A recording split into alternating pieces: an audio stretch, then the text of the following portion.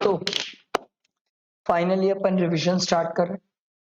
This revision is very very important, क्योंकि इस revision के टाइम पे मैं आपको हर एक बात बताते जाऊंगा जहां पर क्या कीवर्ड्स है, कहाँ से एग्जामिनर क्वेश्चंस में घुमाता है, किन बातों को आपको एग्जाम में ध्यान रखना है। आप अगर चाहो तो उन बातों को नोट भी कर सकते हो, या अगर आप चाहो तो अंडरलाइन करना है, या जैसे भी चाहो, बट इन बातों का बहुत इंपॉर्टेंस है। रीजन ये, this is last, this is last, इसके बाद दोबारा हम नहीं पढ़ेंगे चैप्टर। ठीक, तो अभी अगर हम ये चीज ध्यान नहीं देंगे तो बाद में तो और पॉसिबल नहीं है फिर कवर अप करना। तो मेरे साथ साथ कुछ चीजें इंपॉर्टेंट है, मार्क करते जाना, लिखते जाना, मैं आपको बताते जाऊंगा, चीजें समझाते भी जाऊंगा। कुछ ट्रीटमेंट 115 बीएससी के हिसाब से मुझे लगता है इंपॉर्टेंट है, तो जब मैं पढ़ाऊंगा तो आपको 115 बीएससी से रिलेटेड ट्रीटमेंट भी बताऊंगा। और बहुत सारे ऐसे स्टूडेंट थे जिनके 115 बीएससी से लेके डाउट आए थे मेरे पास इतने टाइम पीरियड में, व्हाट्सएप टेलीग्राम में। वो जो डाउट थे उनका एक शॉर्ट डिस्कशन रखूंगा ताकि आपको वो डाउट्स से रिलेटेड समझ आए कि बच्चे जो सोच रहे हैं शायद वो हो सकता है आप भी सेल्फ प्रिपेयर करो तो वो डाउट आ जाए। माइट बी पॉसिबल, आज नहीं तो कल आ सकते हैं। ठीक है, तो कुछ चीजें आप खुद से नोट करोगे तो इट्स वेरी नाइस, वो कहीं ना कहीं आपको हेल्प करेगा। ठीक, आई होप आप लोग अच्छे से पढ़ो, अच्छे से ध्यान दो। रीजन ये, दिस इज लास्ट। किसी भी चीज को ऐसे पढ़ना, ऐसे दिमाग में घुसाना कि दिस इज लास्ट, इसके बाद हम इस चैप्टर को तो दोबारा नहीं खोल के देखेंगे। ठीक है, तो ये सोच के साथ पढ़ना, ये समझ के साथ पढ़ना, ये आपको बहुत हेल्प करेगा, काम आएगा, और बहुत अच्छे मार्क्स स्कोर करने में भी हेल्प करेगा। ठीक है, आई मेरी बात समझ, क्लियर हुआ सबको? अब अपन आगे बढ़ते हैं और अब अपन स्टार्ट करते हैं कि हमें कैसे पढ़ना है, क्या करना है, कैसे ध्यान देना है, क्या करना है। ठीक, चलो, तो फाइनली इनकम टैक्स स्टार्ट होता है रिवीजन। Let start sir. ठीक है, सब भगवान को याद कर लो, क्योंकि अब हर संडे मैं आपके जीवन में आऊंगा। ठीक है, और ऐसे ही लंबी लंबी क्लास के साथ आऊंगा। काफी लंबी लंबी क्लासेस होगी क्योंकि रिविजन्स होते हैं तो लंबी रहती है सर। ठीक है, तो जो जो भगवान को सबको याद करना है कर लो कि भगवान बचा लो। ये हर संडे का कारवा किस्सा हो चुका है कि अब हमारे संडे जिंदगी से गए, क्योंकि जब तक वर्तमान सर का रिविजन कंप्लीट नहीं होता वो Sunday to Sunday back to back आते रहेंगे और चीजें रिवाइज कराते रहेंगे। ठीक है, स्टार्ट करूं मैं? चलो sir, income from house property, believe me this is one of the very easy head, easiest head. मुझे लगता है सबसे प्यारा ये होता है। मैंने स्टार्ट इसलिए इससे किया क्योंकि मैं चाहता था, आप बहुत टाइम हो चुका इनकम टैक्स, तो एक बार इससे रिकॉल करना थोड़ा सा स्टार्ट करो, एक फ्लो बनेगा, फिर अपन उठाते हैं बड़े बड़े चैप्टर्स। मैं एकदम से आपके सामने पीजीपीए सैलरी उठा लेता तो आप बेहोश हो जाते, क्योंकि आपको उतना याद नहीं आएगा, मुझे बहुत कुछ याद आ जाएगा। तो इसीलिए मैंने इससे स्टार्ट किया सर। ठीक है, लेट्स स्टार्ट सर। सर मैंने आपको बताया था कोई भी हम हेड पढ़ते हैं उसका जो सबसे पहला सेक्शन होता है वो चार्जिंग सेक्शन होता है। और चार्जिंग सेक्शन ये बोलता है सर कि कुछ बातें मैं बता रहा हूं, अगर वो बातें सेटिस्फाई होती है तो आप आईएचपी के हेड में कवर हो, अदरवाइज आईएचपी का हेड आपके लिए इररिलेवेंट हो जाता है। तो कुछ बातें जो होती है उसमें सबसे पहली बात जो सेक्शन 22 बोलता है आईएचपी में, ये बोलता है सर कि किसी भी पर्सन के पास बिल्डिंग होना चाहिए और लैंड अपेरेंट देयर टू होना चाहिए। या तो उसके पास बिल्डिंग हो और या तो सर जमीन और बिल्डिंग साथ में कनेक्टेड हो तो भी चलेगा। सर अगर उसके पास बिल्डिंग किसी किराए की जमीन पे बनी हुई है तो भी वो बिल्डिंग चलेगी सर, पर बिल्डिंग होना चाहिए।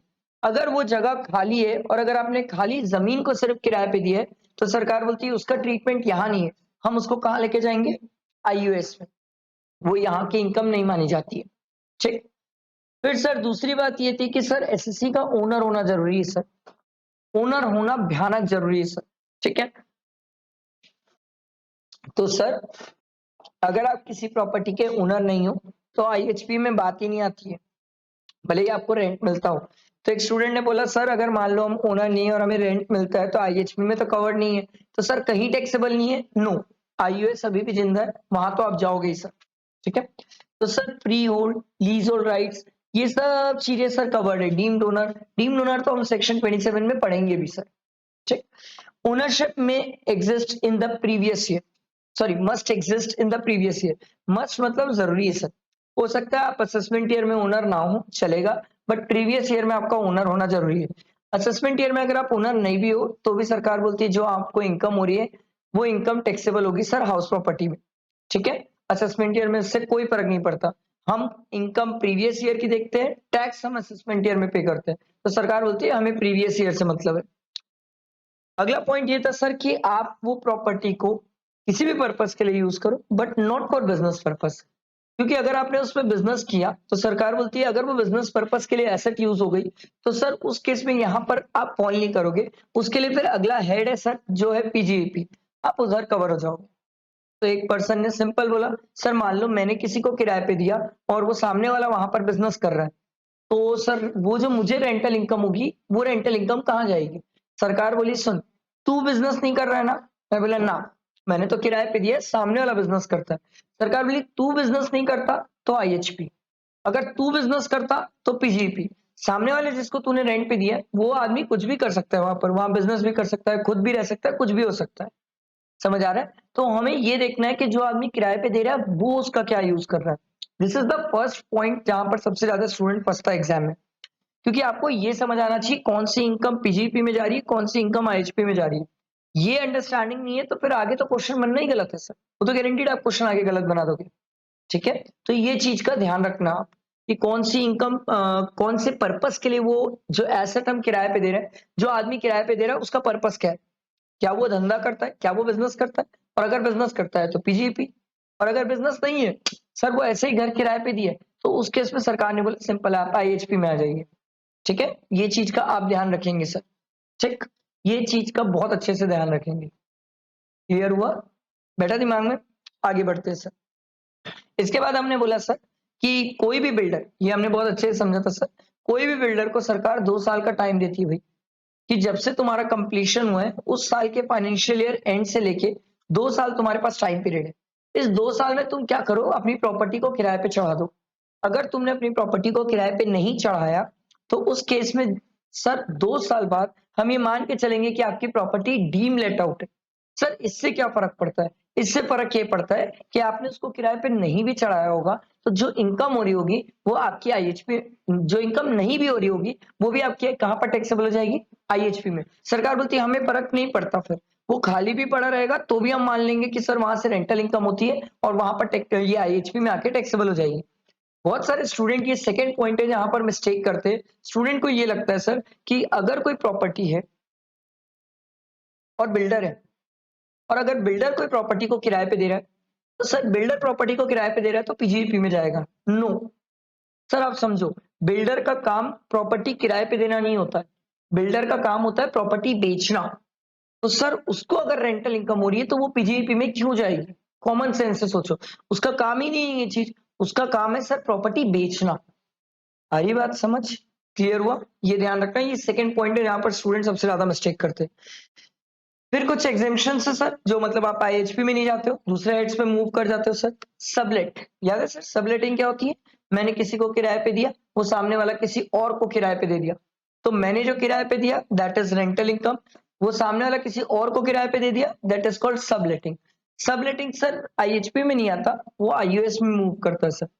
अगला है प्रिंसिपल ऑफ म्यूचुअलिटी। ये सिंपल ये बोलता है सर कोई भी आदमी अपने आप को प्रॉपर्टी किराए पे देके रेंटल इनकम अर्न नहीं कर सकता।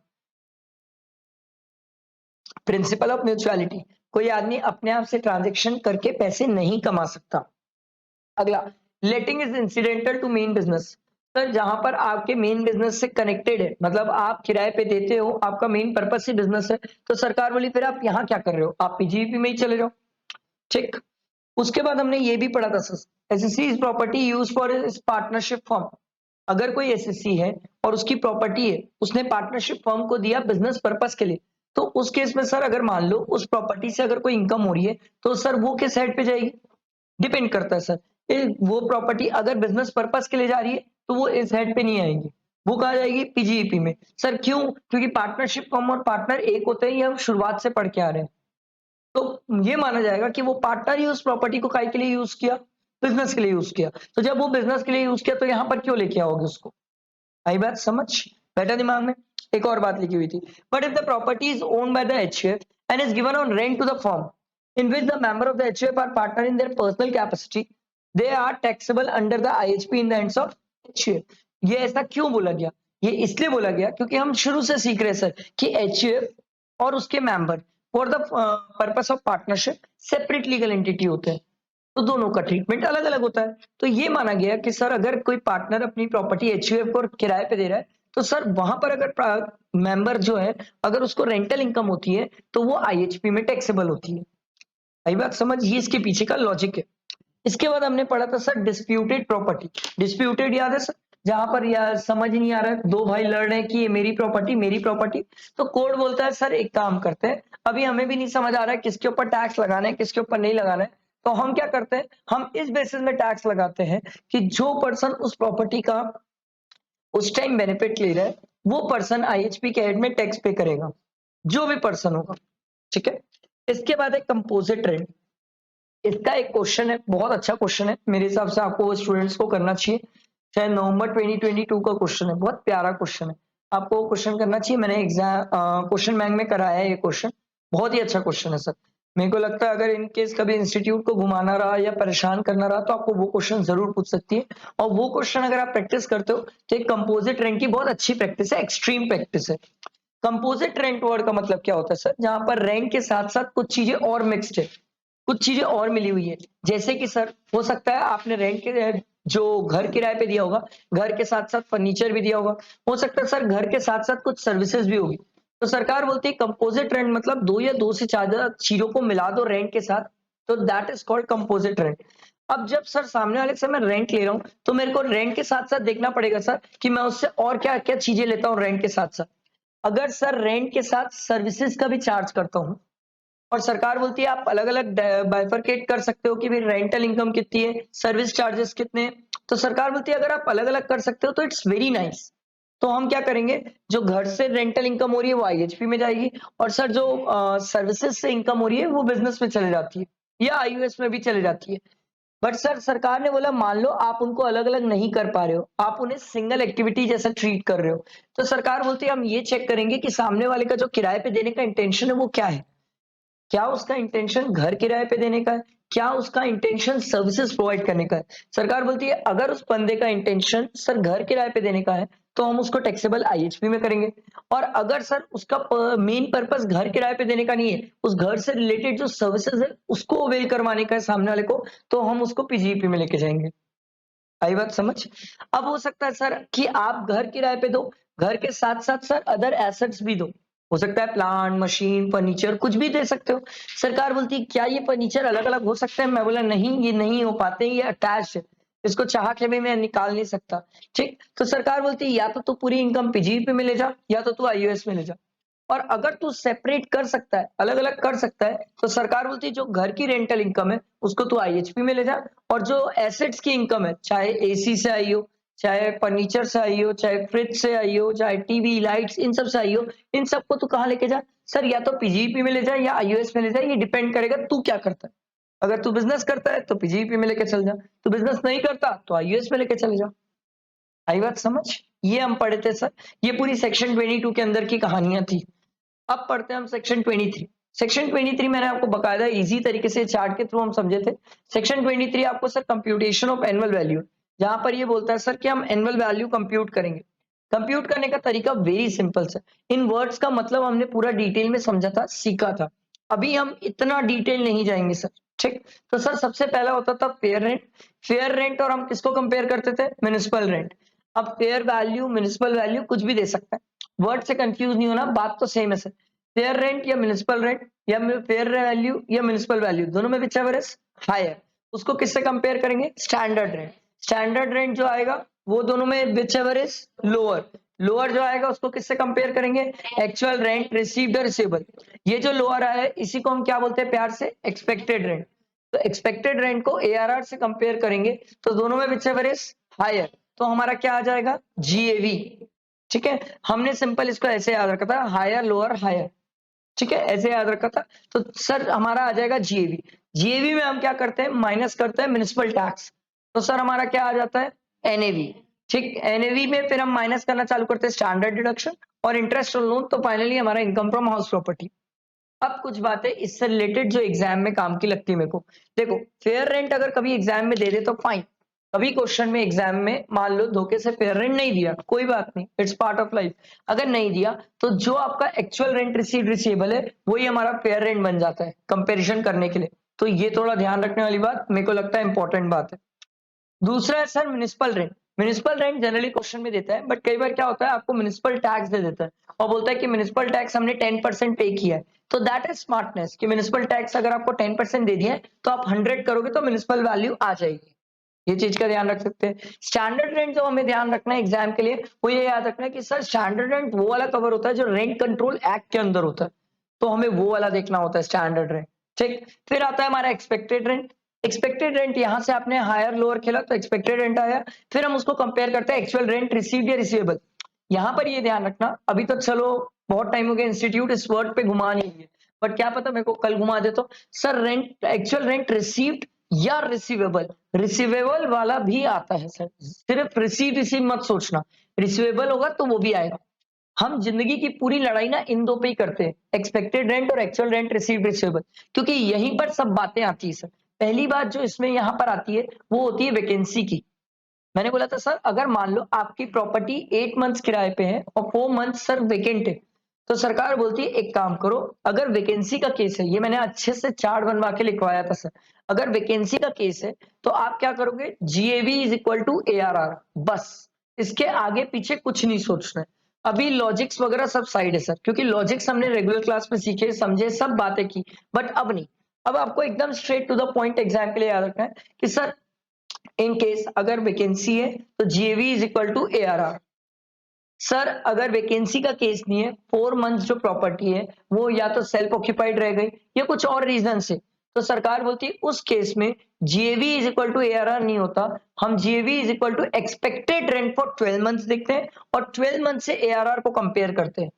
हो सकता है सर आपका actual rent received receivable 8 months का हो, हम एक्सपेक्टेड रेंट 12 मंथ्स का लेते हैं, 8 और 12 को कंपेयर करते हैं, दोनों में विच एवर इज हायर। आई बात समझ? ये आप एग्जाम के लिए ध्यान रखेंगे, जो सबसे इंपॉर्टेंट मुझे लगता है। उसके बाद अगली कहानी जो आती थी वो थी म्युनिसिपल टैक्स की। This is very nice. Municipal tax का एक बात ध्यान रखना, इसमें मेरे को जो लगता है एग्जाम प्रोस्पेक्ट में घुमाता है, जो सीएसीएमए की बुक को मिला के बताता हूं मैं। म्युनिसिपल टैक्स पहले तो पे होना चाहिए, दैट इज प्राइम इंपॉर्टेंट, बिना पे के तो माइनस करना ही मत, पेबल दिख गया तो छूना भी मत। म्युनिसिपल टैक्स पेड होना चाहिए, वेरी वेरी इंपॉर्टेंट। अब एग्जाम में कई बार क्या होता है, क्वेश्चन है ऐसा दे देता है कि म्युनिसिपल टैक्स पिछले 4 सालों का पे कर दिया और आगे के भी 1 साल का पे कर दिया। अगर म्युनिसिपल टैक्स जो आउटस्टैंडिंग था वो अगर पे कर रहा है तो आप यहाँ माइनस करेंगे। म्युनिसिपल टैक्स अगर आगे वाले साल, मतलब प्रीपेड बोलते सकते हैं हम जिसको, कि आगे वाले साल का अगर इस साल पे कर रहे हैं तो आप उसको माइनस नहीं करेंगे, क्योंकि वो इस साल का म्युनिसिपल टैक्स नहीं है, वो अगले साल का, आप अगले साल का माइनस करेंगे अगले साल में। ठीक है, ये चीज का एक छोटा पॉइंट है बट ध्यान रखने वाली बात है, इन केस अगर एग्जाम में कंफ्यूज कर दिया तो, नहीं करता कर दिया तो हमें पता होना चाहिए कि इसका ट्रीटमेंट ये है। तो हमारा आ गया एनएवी। एनएवी के बाद सर हम बात करते हैं स्टैंडर्ड डिडक्शन की, ये तो हमें देना ही है सर। ठीक है, स्टैंडर्ड डिडक्शन कभी उड़ा मत देना। लोग जनरली क्या करते हैं 115 बीएससी के चक्कर में स्टैंडर्ड डिडक्शन ही उड़ा देते हैं। हाँ, स्टैंडर्ड डिडक्शन है सर। उसके बाद हम इंटरेस्ट ऑन लोन माइनस करते हैं तो हमारा इनकम फ्रॉम हाउस प्रॉपर्टी आता है। यहाँ तक समझ आई बात, क्लियर हुआ सबको? अब यहाँ पर कुछ बातें हैं सर जो छोटी छोटी सी है बट ध्यान रखने वाली बात है। पहली चीज, एक पर्सन कोई भी 2 प्रॉपर्टी जो सेल्फ ऑक्यूपाइड है उसकी एनुअल वैल्यू नहीं ले सकता है। अब ये जो 2 प्रॉपर्टी है इसकी एक खास बात आप ये याद रखेंगे कि सर उसकी एक प्रॉपर्टी दुबई में भी हो सकती है और एक प्रॉपर्टी इंडिया में भी हो सकती है। तो सर अगर दुबई की भी प्रॉपर्टी है और इंडिया की भी प्रॉपर्टी है तो 2 घर की एनुअल वैल्यू नहीं ले सकता है। ये पहली चीज जो आपको ध्यान रखनी चाहिए। ठीक, हमें 2 घर का ये अलाउड है। सर अगर हमें 3 घर दे देगा तो फिर हम कॉम्बिनेशन बना बना के खेलते हैं सर, याद है? वैसे क्वेश्चन आएगा तो हम ये चीज करेंगे भी। उसके बाद हमें एक जो इंपॉर्टेंट बात याद रखनी है सर, कि ऐसा भी हो सकता है कि एक घर के 2 हिस्से हों, जहां पर ये बोले कि half portion is let out, half portion self occupied है।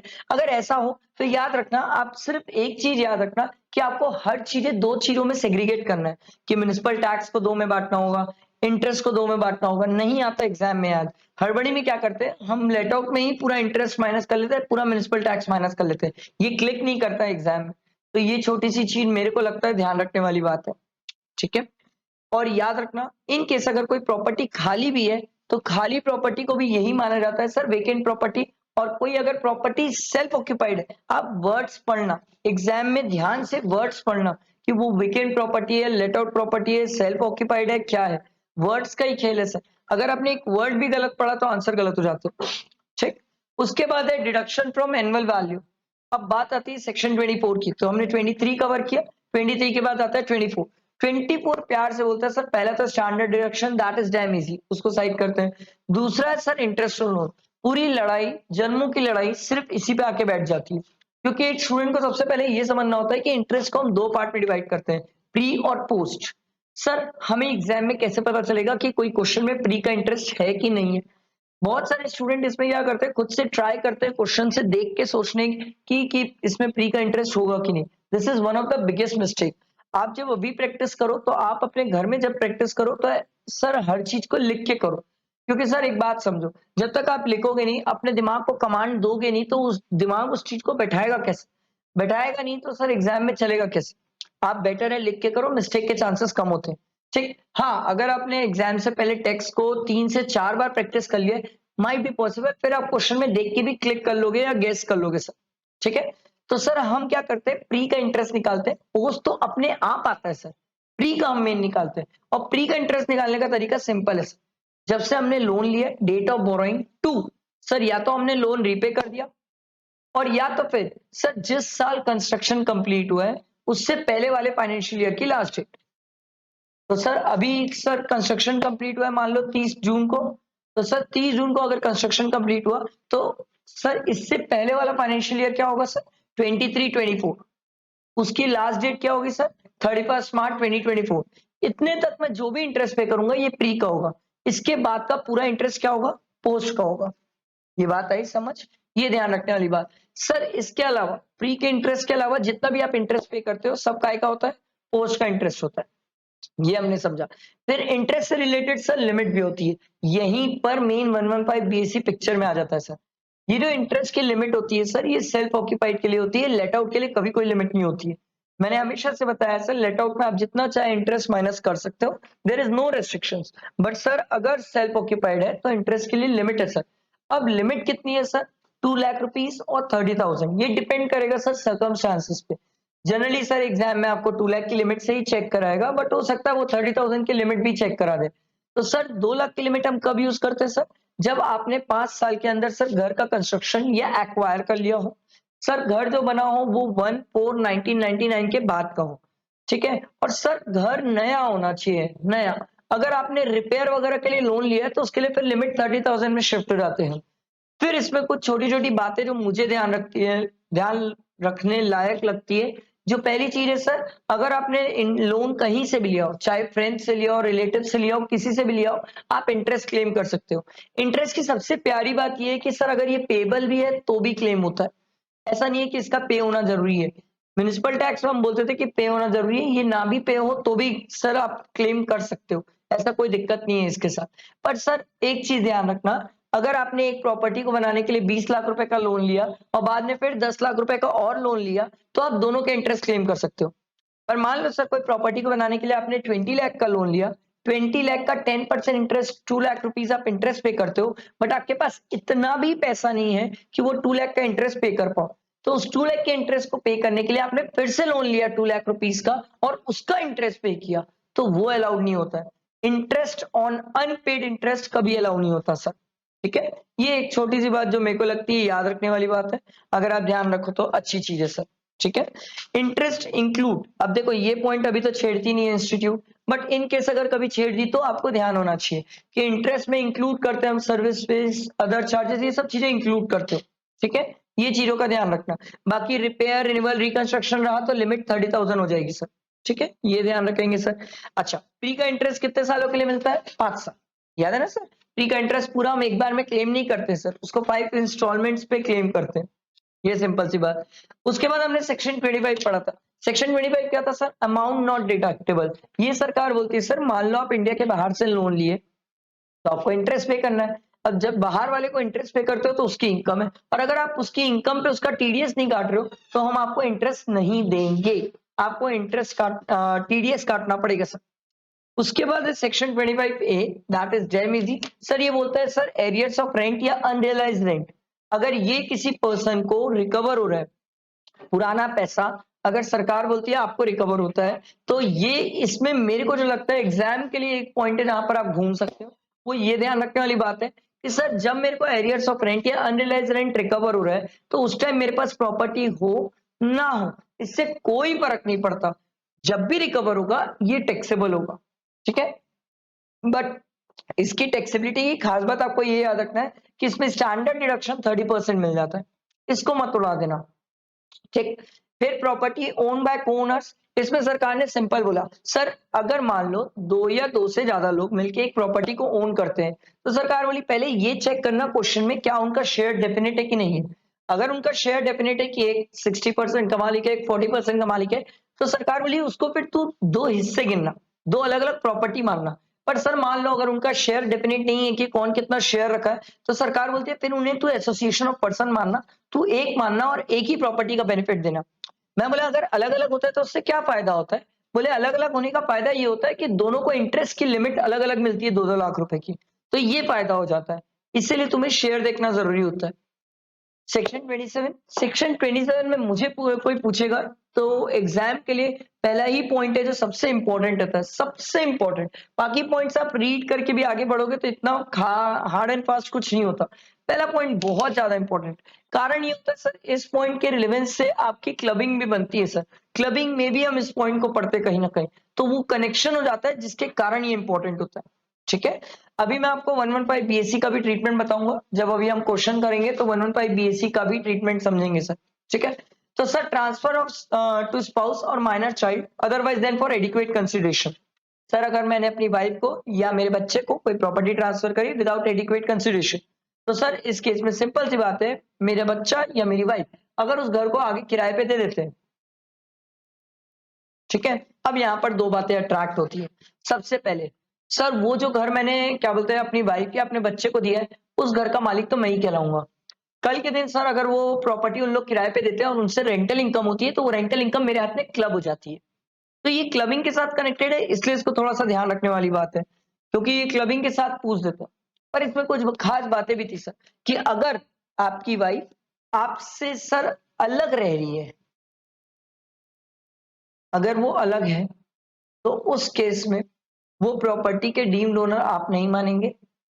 उस प्रॉपर्टी की डीम्ड ओनर कौन मानी जाएगी, वाइफ मानी जाएगी। और फिर उससे जो रेंटल इनकम होगा वो वाइफ के हाथ में टैक्सेबल होगा। इसका क्वेश्चन जब आप क्लबिंग करोगे तो क्लबिंग में इसका क्वेश्चन है भी, मैंने कराया है सर, आप इसका क्वेश्चन करना। दूसरा था sir minor child not being a married daughter, ठीक है। माइनर चाइल्ड को आपने दिया not being a married daughter, तो उस केस में सर क्लबिंग एप्लीकेबल होगी, क्लबिंग एप्लीकेबल होगी। और जो भी वो प्रॉपर्टी आपने उनको दिया है उस प्रॉपर्टी के मालिक आप ही माने जाओगे, ट्रांसफरर माना जाएगा, ट्रांसफरी नहीं माना जाएगा। आई बात समझ। बाकी तो पॉइंट्स मेरे हिसाब से रीड करने वाले, holder of impartial state, property allotted under house building scheme, position और part performance of a contract. इसमें एक ये छोटा सा पॉइंट अपन और पढ़ते थे लीज वाला, जो आपको याद होगा। हमने ये बोला था सर अगर आप किसी को 1 साल से ज्यादा के लिए लीज देते हो, और सर वो लीज का जो टाइम पीरियड है अगर वो 12 ईयर्स से ज्यादा हो जाता है, तो उस केस में आपने जिसको प्रॉपर्टी लीज पे दी है वो डीम्ड ओनर मान लिया जाता है सर, ठीक है। ये सिंपल सा पॉइंट रहता था, इसमें कोई रॉकेट साइंस इतना कुछ खास रहता नहीं था सर, ठीक। इसके बाद हमने देखा था कि सर कुछ केसेस है जहां पर प्रॉपर्टी एग्जेम्प्ट होती थी, ये प्रॉपर सीएमए वालों के लिए होता था। तो इसको एक बार रीड करके आगे बढ़ सकते हो, इसमें इतना ज्यादा घुसना मत, एक बार जस्ट रीड करके आगे बढ़ सकते हो, आता नहीं है। और सीएमए वालों में भी एक बार आता है तो ये एमसीक्यू के सेंस में आता है। अब सबसे इंपॉर्टेंट जो मैं आप लोगों के साथ बात करना चाहता हूँ वो है 115 बीएससी, क्योंकि सर एग्जाम में क्वेश्चंस 115 बीएससी को लेके आते हैं, ठीक है। तो you should know about it कि 115 बीएससी का ट्रीटमेंट क्या है, नहीं तो आप एग्जाम में करोगे कैसे। अब 115 बीएससी को लेके बहुत सारे क्वेश्चंस। सबसे पहली चीज 115 बीएससी में जो पहला इंपैक्ट है, सबसे बड़ा इंपैक्ट है कि सर आपको इंटरेस्ट की डिडक्शन नहीं मिलती, वो भी सिर्फ सेल्फ ऑक्यूपाइड के। अगर आपने लेट आउट किया है तो लेट आउट प्रॉपर्टी के केस में 115 बीएससी की डिडक्शन मिलती है, सेल्फ ऑक्यूपाइड में नहीं मिलती। अब एक बात बताओ, अगर मान लो मैंने कोई प्रॉपर्टी किराए पे दी है और मैं 115 बीएससी ऑप्ट करता हूं, तो उस केस में अगर वो मेरी प्रॉपर्टी सेल्फ ऑक्यूपाइड है तो क्या कभी लॉस आ सकता है? नहीं, नहीं आ सकता। कैसे आएगा, जब इंटरेस्ट मिलता नहीं है तो लॉस आएगा कैसे, बताओ मुझे। सेल्फ ऑक्यूपाइड प्रॉपर्टी है। तो ये एक स्टूडेंट का क्वेश्चन था। मैं आपको वो बता रहा हूँ जो मैंने स्टूडेंट्स के डाउट क्लियर किए, ताकि आप, मेरे को क्या पता कल के दिन आप भी पढ़ो, आपके भी आ सकते हैं दिमाग में। कैसे आएगा लॉस? लॉस आने के लिए पहले इंटरेस्ट तो माइनस होगा, इंटरेस्ट ही नहीं माइनस हो रहा तो लॉस कैसे आ रहा है? तो एक स्टूडेंट ने बोला सर क्या ऐसा हो सकता है कि अगर हम 115 बीएससी में ऑप्ट करें और कोई प्रॉपर्टी लेट आउट कर दे तो इंटरेस्ट ज्यादा माइनस हो जाए, तो इंटरेस्ट ज्यादा माइनस हो जाए तो लॉस आ सकता है? मैं बोला हाँ तब आ सकता है ना, तब आ सकता है, तब लॉस आ सकता है। मैंने कब बोला नहीं आ सकता? अरे बात समझ। तो ये छोटी छोटी चीजें जो ध्यान रखने वाली बात है, जो मेरे को लगता है सबसे इंपॉर्टेंट होती है, क्योंकि 115 बीएससी को लेके बहुत सारे लोग घूमते हैं, इधर उधर घूम जाते हैं सर कि क्या करना है, कैसे करना है, क्या करना है, कैसे करना है। अरे बात समझ, क्लियर हुआ सबको? बैठा दिमाग में? तो क्या मैं एक क्वेश्चन सिंपल पूछता हूँ, 115 बीएससी के केस में मुझे 2 लाख और 30,000 की लिमिट देखना है कि नहीं देखना है? नहीं देखना है। अरे क्यों देखूंगा? मेरे को तो इंटरेस्ट मिलता ही नहीं है सेल्फ ऑक्यूपाइड का। और लेट आउट में कोई लिमिट मैंने आपको आज तक नहीं पढ़ाई, जीवन में नहीं पढ़ाई लेट आउट की लिमिट, तो आप क्यों ही सोचोगे? अरे समझ, बैठा दिमाग में? फिर एक स्टूडेंट ने बोला सर ठीक है आपने लिमिट नहीं पढ़ाई, फाइन हम मान भी गए आपकी बात, बट बात ये है सर कि अगर कोई प्रॉपर्टी लेट आउट करे उसका इंटरेस्ट ज्यादा रहे तो लॉस भी आ सकता है। मैंने बोला हाँ डेफिनेटली लॉस आ सकता है। सर तो फिर लॉस, बोले यार वो तो अपन आईएचपी में मैक्सिमम 2 लाख का लॉस क्लेम करते हैं, उससे ज्यादा लॉस तो आप वैसे भी क्लेम नहीं कर सकते, उससे ज्यादा तो लॉस आप क्लेम ही नहीं कर पाओगे। कैसे करोगे क्लेम? बाकी जो लॉस का ट्रीटमेंट है आईएचपी के, जो और ट्रीटमेंट्स होते हैं सर, कि सर आईएचपी का जो लॉस है 115 बीएससी के केस में कैरी फॉरवर्ड होगा, सेट ऑफ होगा, नहीं होगा, ये मैं आपको sir set on set of वाले चैप्टर में बताऊंगा। अभी बताने जाऊंगा तो बहुत ज्यादा बल्कि होते जाएगा सर, चीजें बल्कि हो जाएगी। अरे बात समझ, यहां तक बैठा दिमाग में? क्लियर हुआ ये सबको? चलो क्वेश्चंस बनाते हैं। चलो देखो क्वेश्चंस, कुछ तरीके सीखेंगे, कुछ चीजें सीखेंगे, कुछ चीजें हम आपको समझाएंगे कि कैसे चलना है सर। आओ सर, ये क्वेश्चन मुझे लगता है एग्जाम प्रोस्पेक्ट में, एग्जाम के टाइम पे इसको नहीं पढ़ के जाओ, नहीं करो तो ज्यादा बेटर है, क्योंकि यार लास्ट डे हमारे पास इतना कोई खास टाइम होता नहीं है और हम ऐसे वैसी चीजों पे टाइम वेस्ट कर नहीं सकते। आप बेटर है अच्छी क्वालिटी के क्वेश्चंस पे टाइम लगाओ तो ज्यादा बेटर है, क्योंकि ये सबको आता है सर, क्योंकि इसमें हायर लोअर हायर खेलना होता है, तो इसमें कोई रॉकेट साइंस वाली बात नहीं होती। अपन हाउस 1 2 देख लेते हैं, 3 4 5 मुझे नहीं लगता सेंस बनता भी है देखने के लिए। ठीक है, चलो देख इसलिए लेते हैं ताकि थोड़ा सा प्रैक्टिस रहे, हमें थोड़ा सा पता रहे, आगे के लिए काम आएगा। तो म्युनिसिपल वैल्यू और फेयर रेंट दोनों में whichever is higher, higher कितना हो गया 90, इसको किससे कंपेयर करेंगे? Standard rent. यहाँ तो है ही नहीं सर, तो स्टैंडर्ड रेंट नहीं है तो ये 90,000 ही मेरा क्या बन जाएगा? Expected rent. इसको हम किससे कंपेयर करेंगे? एक्चुअल रेंट रिसीव्ड और रिसीवेबल। तो दोनों में विच एवर इज हायर, तो हायर हमारा 70 नहीं सॉरी हायर हमारा 90,000 आ जाएगा। 90,000 हमारा क्या आ जाएगा? जीएवी। हाउस टू देखो सर, म्युनिसिपल वैल्यू और फेयर रेंट दोनों में whichever is higher, higher कितना हो जाएगा? 60। सर उसको किससे कंपेयर करेंगे? Standard rent. दोनों में विच एवर इज लोअर, कितना हो जाएगा? 60। तो सर एक्सपेक्टेड रेंट 60 हो गया। सर एक्चुअल रेंट रिसीवेबल कितना दिया हुआ है? 72। दोनों में विच एवर इज हायर, कितना आ जाएगा? आया ये समझ, बैठा दिमाग में? बाकी हाउस 3 4 5 मेरे हिसाब से आप इसको प्रैक्टिस कर सकते हो, it's not a rocket science, बहुत इजी और सिंपल सी चीज है सर। इतनी प्यारी और सिंपल सी चीज इंस्टीट्यूट एग्जाम में पूछ दे, बच्चे रैंक ले आएंगे। पूछती नहीं है ना इंस्टीट्यूट, ये सब चीजें नहीं पूछती। इंस्टीट्यूट बोलती है हमारे पास पूछने के लिए बहुत अच्छी अच्छी चीजें हैं। देखो सर अभी तो ये जैसे बहुत छोटा सा क्वेश्चन है, इतना छोटा क्वेश्चन आता नहीं है, एमसीक्यू के सेंस में आ सकता है, बट डायरेक्ट क्वेश्चन के सेंस मतलब बड़ा क्वेश्चन सॉल्व करने के सेंस में तो नहीं आता। तरीका ये होता है कभी भी पहले क्वेश्चन पढ़ना चाहिए, क्वेश्चन में सबसे नीचे में क्या दिया हुआ है वो पहले पढ़ना चाहिए। जैसे देखो मैं पहले पढ़ता हूँ compute Rajesh net annual value. इससे क्या होता है, हम अपने दिमाग को एक क्लैरिटी प्रोवाइड करते हैं, एक पाथ प्रोवाइड करते हैं कि तेरे को उस क्वेश्चन में सोचना क्या है। जब आप अपने दिमाग को एक पाथ और एक तरीका समझाते हो ना, तो उस दिमाग के सोचने का थॉट प्रोसेस बहुत अच्छा होता है।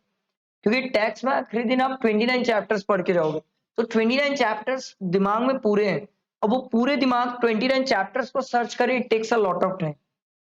ये तो अभी हम आईएचपी कर रहे हैं, वहां तो ऐसा थोड़ी कि सिर्फ आईएचपी का ही क्वेश्चन आएगा सर, वहां तो क्यूमुलेटिव रहेंगे सब क्वेश्चंस, तो वहां पर आप अपने दिमाग को गाइड करो, एक टाइम पे एक चीज के लिए समझाओ, उसे तैयार करो। आप उसे 10 जगह मत भगाओ, 4 जगह दौड़ाओ मत कि तू ये भी सोच वो भी सोच, वो वहां जाके कंजेस्टेड हो जाएगा, क्वालिटी खराब कर देगा और चीजें बिगड़ जाएगी। तो ये स्मार्टनेस होती है, ये तरीका ध्यान रखना होता है। कभी पहले क्वेश्चन पढ़ लो क्या पूछ रहे, उससे बहुत क्लैरिटी हो जाती है पेपर में और क्वेश्चन में कि हमें क्या मिलने वाला है, क्या दिखने वाला है, हमें किस टाइप की बातें मिलेगी और कैसे करना होगा। ठीक है, तो ये तरीका मेरे हिसाब से आपको ध्यान रखना चाहिए एग्जाम के लिए। तो हमें एनएवी निकालना है सर।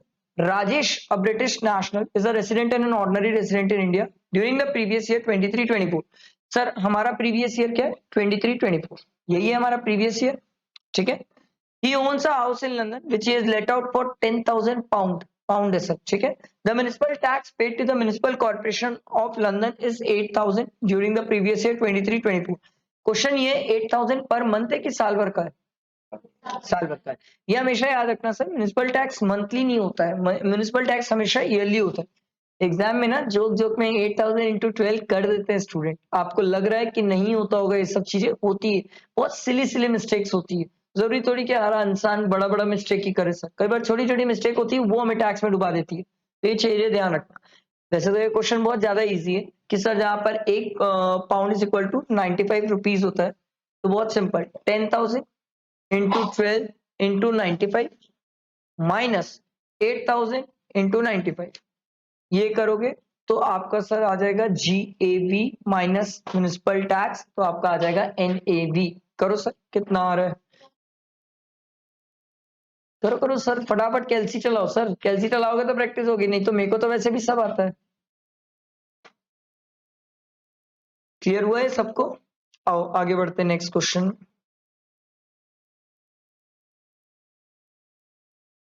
देखो, ये 115 BAC का ट्रीटमेंट है, याद रखना 115 BAC का ट्रीटमेंट ये है। ठीक है, चलो देखो क्वेश्चन क्या बोलता है। सबसे पहले नीचे आके पढ़ो, आदत डालो, धीरे धीरे ये आदत बैठेगी, बट ये आदत अच्छी है। Compute the deduction which would be available to him under section 24B। अब मैंने अपने दिमाग को गाइड कर दिया, भाई तेरे को 24B सोचना है, मतलब तेरे को इंटरेस्ट की बातें सोचना है, बाकी बातें सब बकवास है, बाकी सब हमें ध्यान ही नहीं देना। In respect of the interest payable on such loan, if we exercise the option of shifting out of the default tax regime, shifting out दिया हुआ है, मतलब ये किस में चल रहा है सर? नॉर्मल स्कीम में चल रहा है। ठीक है, Mr. Manas owns 2 house property, one at Bombay, wherein his family resides, and other at Delhi। दो घर है इसके पास। एग्जाम में मेरे को ऐसा लगता है कि एक स्टूडेंट क्या कर सकता है, क्वेश्चन पढ़ते पढ़ते भी डाटा नोट कर सकता है। एकदम पूरा डिटेल मत नोट करो, एकदम रफ टाइप से नोट कर लो, ताकि सर उससे क्या होता है, एक साथ सब चीजें काम की एक जगह मिल जाती है, तो आंसर लाना जल्दी हो जाता है, आसान हो जाता है। बार बार क्वेश्चन से डाटा ढूंढने में ना टाइम लग जाता है, ऐसा होता है सर। तो जैसे मान लो मेरे से पूछोगे तो मैं क्या करता, मैं लिखता Bombay Delhi, self occupied property, self occupied property, क्योंकि एक जगह है जहां पर फैमिली रहती है, बॉम्बे में फैमिली रहती है, दिल्ली खाली पड़ा हुआ है। ही लिव्स इन चंडीगढ़, ये खुद चंडीगढ़ में रहता है, for his employment purpose in a rented house. For the acquisition of house property in Bombay, he has taken a loan of 30 lakh at the rate of 10% on 1/4/2022। इसको थोड़ा ध्यान रखना सर, मेरा प्रीवियस ईयर क्या है? 23-24। सर ये कब का दिया हुआ है? 22-23 का, तो ये थोड़ा सा ध्यान रखने वाली बात है। ठीक है, he has not repaid any amount so far,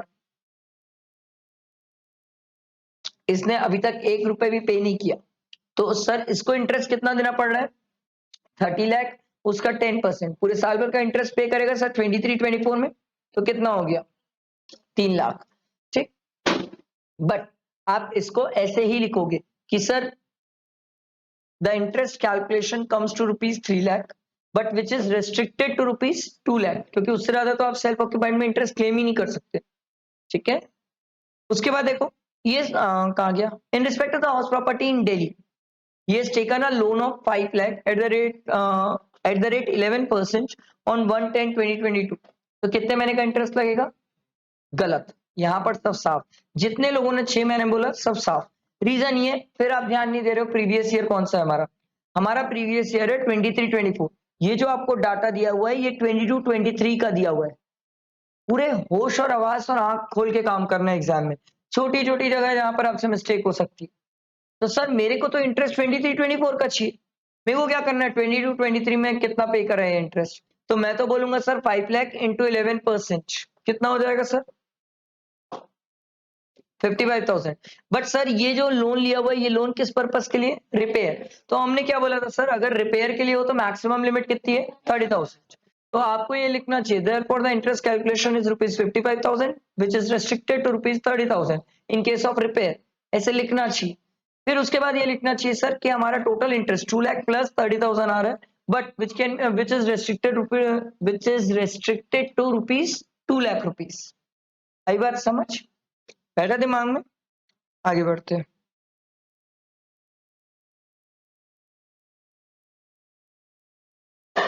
देखना मेरे से क्वेश्चन ना हो, है ना, पता चला मैं स्क्रॉल कर रहा हूँ, गया एक क्वेश्चन बीच से उड़ गया।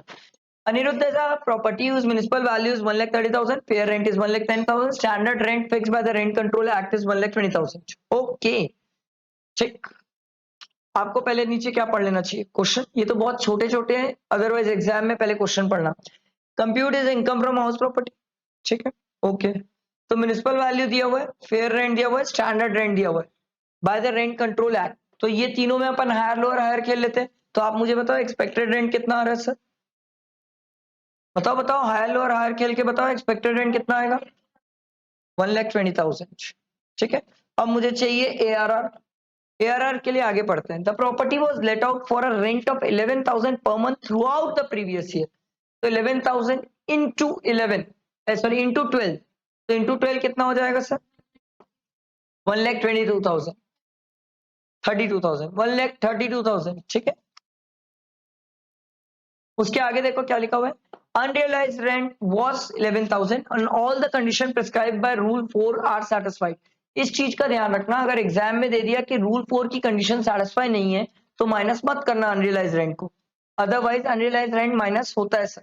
अनरियलाइज रेंट हम कहां से माइनस करते हैं, हमेशा याद रखना एक्चुअल रेंट रिसीव्ड रिसीवेबल से माइनस करते हैं, ठीक है। वैकेंसी के लिए जो हम चेक करते हैं वो अनरियलाइज रेंट माइनस करने के बाद चेक करते हैं। ये छोटी सी बात है बट एग्जाम के लिए बहुत काम की बात है, ठीक है। तो आप इसमें 11,000 माइनस कर देंगे तो ये कितना आ जाएगा 121,000, ठीक है। तो सर एक्सपेक्टेड रेंट पता चल गया, ARR पता चल गया, दोनों में विच एवर इज हायर, तो हमारे लिए क्या हो जाएगा 1,21,000। उसके बाद आपको दिया हुआ है म्युनिसिपल टैक्स पेड जो हो रहा है वो 10% ऑफ म्युनिसिपल वैल्यूएशन है। तो म्युनिसिपल वैल्यूएशन 1,30,000 है, इसका 10% कितना हो जाएगा 13,000। तो हम इसमें क्या करेंगे 13,000 माइनस कर लेंगे सर, ठीक है। 13,000 माइनस कर लोगे तो ये आपका क्या आ जाएगा एनएवी, एनएवी में माइनस करोगे 30% स्टैंडर्ड डिडक्शन। तो और आगे बढ़ते हैं sir. Interest on borrowed capital was 40,000 for the year. तो सर हमारे को तो इंटरेस्ट सामने से खुद निकाल के दे दिया है, तो आप इंटरेस्ट माइनस कर लो, और इंटरेस्ट माइनस करके बताओ IHP की इनकम कितनी आ रही है, कितना 99, यही आ रहा है सबका, पक्का, ठीक है। आगे आते हैं, नेक्स्ट क्वेश्चन देखो, पहले नीचे देखते हैं क्या बोला। Compute the income from house property of Ganesh for the assessment year 24-25, ठीक है। Ganesh is a property whose municipal valuation is 2,50,000, fair rent is 2 lakh, standard rent दिया हुआ है सर 2,10,000। तो हम पहले एक्सपेक्टेड रेंट पता कर लेते हैं, हायर लोअर हायर खेल के बताओ एक्सपेक्टेड रेंट कितना आ रहा है, ठीक है। इसके बाद नेक्स्ट हमें चाहिए ARR, ठीक है। The property was let out for a rent of 20,000 per month, तो 20,000। However the tenant vacated the property on 31 January 2024, वो प्रॉपर्टी वेकेंट कर दी है सर, ठीक है। तो सर कितने महीने का किराया मिला मुझे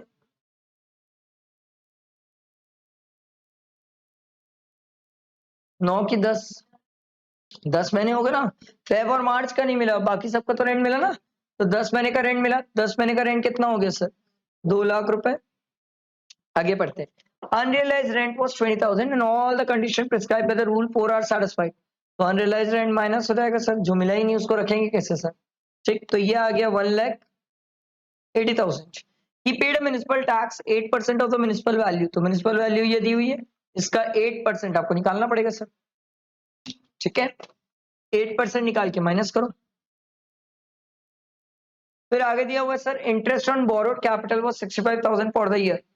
तो सर पहले तो आपका एनईवी आएगा, उसमें 30% माइनस करो, उसमें उसके बाद फिर 65,000 माइनस करो और बताओ इनकम फ्रॉम हाउस प्रॉपर्टी कितनी आ रही है।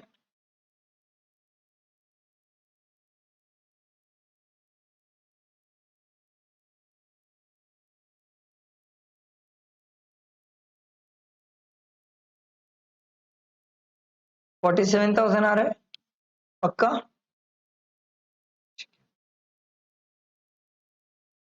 नेक्स्ट देखो, पहले नीचे क्वेश्चन, कंप्यूट पूर्णा's income from house property for the assessment year 24-25 assuming she has exercised the option of shifting out of the default tax regime। मतलब ये नॉर्मल चलना चाहती है, ठीक है। देखो, Purna has one house property at Indira Nagar in Bangalore। She stays with her family in the house। खुद घर पे रहती है, खुद का ही घर है, तो सर एनुअल वैल्यू नील हो जाएगी, self occupied property. The rent of the similar property in the neighbourhood, sir ये आपको जबरदस्ती कंफ्यूज करने के लिए दिया है। म्युनिसिपल वैल्यू ये सब कोई काम के नहीं है, इवन म्युनिसिपल टैक्स भी काम का नहीं है, क्योंकि मैं अगर खुद के घर पे रहता हूँ तो सीधा मेरी एनईवी नील हो जाती है, तो म्युनिसिपल टैक्स माइनस कहाँ करोगे। The house construction began in April 2017 with a loan of 20 lakh taken from SBI Housing Finance Limited at the rate of 9% on 1/4/2017। तो सर 1/4/2017 को लोन लिया और लोन था सर 9% पे, तो सर मुझे डेट ऑफ बोरोइंग तो मिल गई कि सर 1/4/2017 को सर लोन लिया कितने का, 20 लाख, 20 लाख का loan at the rate of 9%, ये मुझे पता चल गया। The construction was completed on 30/11/2019। तो सर हमने ये सीखा था कंस्ट्रक्शन कंप्लीट हुआ है 30/11/2019। सर कंस्ट्रक्शन कंप्लीट कब हुआ, 1920 को। इससे पहले वाला फाइनेंशियल ईयर क्या होगा, 18-19। इसकी लास्ट डेट क्या होगी, 31 मार्च 2019, ठीक है। द एक्यूमुलेटेड इंटरेस्ट, ओहो ये तो खुद से इंटरेस्ट निकाल के दिया, तो फिर मेहनत किस बात की बची। सर 3,60,000 ये प्री का इंटरेस्ट आपको निकाल के दे दिया, तो अगर ये प्री का इंटरेस्ट निकाल के दे दिया तो हमें सिर्फ क्या करना पड़ेगा, डिवाइड बाय 5। तो इसको डिवाइड बाय 5 करेंगे तो कितना आएगा, ठीक है 72,000, ये मेरा प्री का आया, प्लस पोस्ट का भी तो देखना पड़ेगा। On 31 March 2024 Purna paid 2,40,000 of which include 1,80,000 as interest। 1,80,000 interest भी है सर, तो 1,80,000 इंटरेस्ट, ये हो गया पोस्ट का, ठीक है। अब एग्जाम में ये तो सिर्फ आप इस क्वेश्चन तक क्यों सोचते हो, आपका तो एक टोटल इनकम का भी क्वेश्चन आएगा ना, उस क्वेश्चन में अगर इस बात को कभी दे दिया तो इस बात से आपको ये सीखना है। देखो ये निकालना कोई बड़ी बात नहीं है, ये निकल जाएगा। आपको ये बात सीखनी है कि सर 2,40,000 में अगर 1,80,000 इंटरेस्ट है तो 60,000 क्या है, प्रिंसिपल। और अगर ये प्रिंसिपल है तो इसकी डिडक्शन है सर एटीसी में, ये आपको याद रखना। अबे ये तो जो दिख रहा है वो बच्चा भी कर लेगा, इस पे कौन सी रॉकेट साइंस की बात थी, 72 और 1,80,000, ये थोड़ी सीखने बैठे हो। आपको ये सीखना है कि क्या चीजें पे आप मिस्टेक कर सकते हो, वो मिस्टेक्स वाले पॉइंट समझो। बाकी ये तो जो दिख रहा है वो तो कोई भी कर लेगा, आप क्या कोई भी कर लेगा, इसमें कोई रॉकेट साइंस नहीं है। दूसरा जो मेरे को लगता है ध्यान देने वाली बात कभी भी होती है कि ये याद रखना सर कि 5 साल का जो प्री का टाइम पीरियड है वो खत्म तो नहीं हो गया। अब इस क्वेश्चन में 2019 है, 2019 से 5 साल गिनोगे तो सर 2000 कहाँ तक पहुंच जाएंगे, 23-24 तक क्लास पहुंच जाएंगे। अब एग्जाम में मान लो अगर यही धोखे से 18-19 दे दिया तो याद रखना प्री का इंटरेस्ट तो आपने 5 साल में क्लेम कर चुका है, अब थोड़ी लोगे, क्या जिंदगी भर प्री ही लेते रहोगे क्या। अब हमें सिर्फ पोस्ट का इंटरेस्ट देखना है। ये छोटी छोटी बात है जहां पर एग्जाम में फंस सकते हो, ये ध्यान रखने वाली बात है। बाकी कोई बड़ी बात नहीं सर, दोनों को ऐड करो, दोनों मिला के 2,50,000 से ज्यादा इंटरेस्ट आ रहा है, बट मैक्सिमम सॉरी 2 लाख से ज्यादा इंटरेस्ट आ रहा है, बट मैक्सिमम कितना इंटरेस्ट मिलता है, 2 लाख रुपए। आई बात समझ, क्लियर हुआ। आओ नेक्स्ट क्वेश्चन देखो, कैरी फॉरवर्ड किसकी, नहीं डेट लॉस है। Computer income from house property for the assessment year 24-25। देखो क्या बोलता है, श्रीमती राजा, राजा ही लक्ष्मी है, तो ए वाला खा गई बीच के, राज, आर ए जे, राज, लक्ष्मी, तो ए बीच का, ये मेरे को अच्छा लगता है। पता है इंडिया में कोई वर्ड अगर हमें ना समझ आए तो उसमें से कोई ना कोई एक उठा के हम साइलेंट कर देते हैं, बकाक से साइलेंट कर देते हैं। साइलेंट आप कैसे डिसाइड किए सर? कैसे कैसे डिसाइड हुआ साइलेंट है? चलो बताओ तो, मेरे को भी सिखाओ साइलेंट करने का तरीका। वर्ड भक से अपन नहीं प्रोनाउंस कर पाया तो साइलेंट, ऐसे कैसे साइलेंट हो गया सर? राजा लक्ष्मी तो नहीं हो सकता, साउथ का नाम राजा लक्ष्मी। साउथ में बहुत ऐसे नाम होते हैं जो आप नहीं बोल पाओगे, बट उस टाइप से नाम होते हैं साउथ के, राजा लक्ष्मी, ठीक है, बुरा लग जाता है ना उसको। चलो, राजा Lakshmi owns a house property at Adyar in Chennai, ये देखो है भी चेन्नई की, south. The municipal value of the property is 5 lakh, fair rent is 4,20,000, standard rent is 4,80,000. The property was let out for 50,000. अब पहले तो एक्सपेक्टेड रेंट बताओ मेरे को, बाकी चीजें बाद में होगी, पहले एक्सपेक्टेड रेंट बताओ कितना है, जल्दी बोलो। 4,80,000, ठीक है। Property was late out for 50,000 per month up to दिसंबर। कितने महीने प्रॉपर्टी किराए पे रही? 9 महीने, ठीक है। तो 9 महीने का कितना आ जाएगा? 4,50,000, ठीक है। Thereafter the tenant vacated the property and Shrimati Raja Lakshmi used the house for self occupation। ये दुनिया की सबसे बड़ी गलती थी इसने जो की, क्योंकि हमने बोला था सर घर किराए पे देने के बाद अगर वो खाली रह जाए तो कोई दिक्कत नहीं है, तो हम GAV is equal to ARR ले लेते हैं। पर साला तुम खुद सेल्फ ऑक्यूपाइड में कर लोगे ना, तो सरकार बोली उस केस में हम क्या करते हैं, एक्सपेक्टेड रेंट 12 मंथ का, इसको कंपेयर करेंगे एआरआर से। अब एआरआर कितना है सर? 5 लाख इंटू 9 आपने किया, 4,50,000। उसके बाद देखो, rent for the month of November and December could not be realise in spite of owners efforts. तो सर 2 महीने का रेंट डूब भी गया, तो 4.5 का कितना हो गया? 3.5, 3,50,000।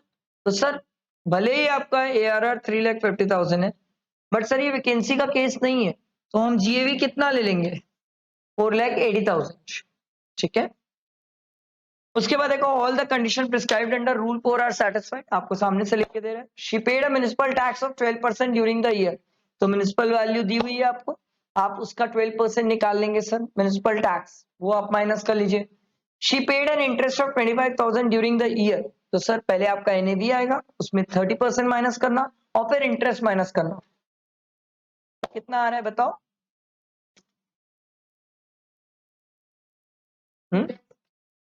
पूरा सब फाइनल माइनस माइनस करके सब आ रहा है, ठीक।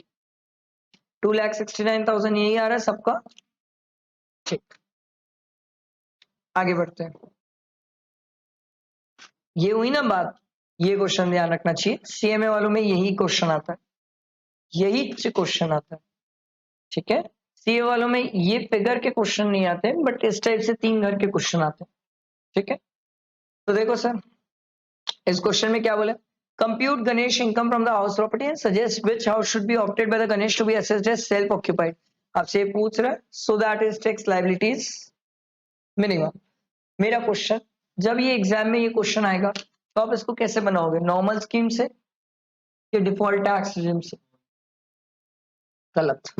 ये क्वेश्चन सिर्फ और सिर्फ डिफॉल्ट टैक्स रिजिम से बनेगा, क्योंकि हमने एक बात सीखी थी सर, जब तक कुछ ना बोले ये मान के चला जाता है कि हर आदमी डिफॉल्ट टैक्स रिजिम ले चुका है।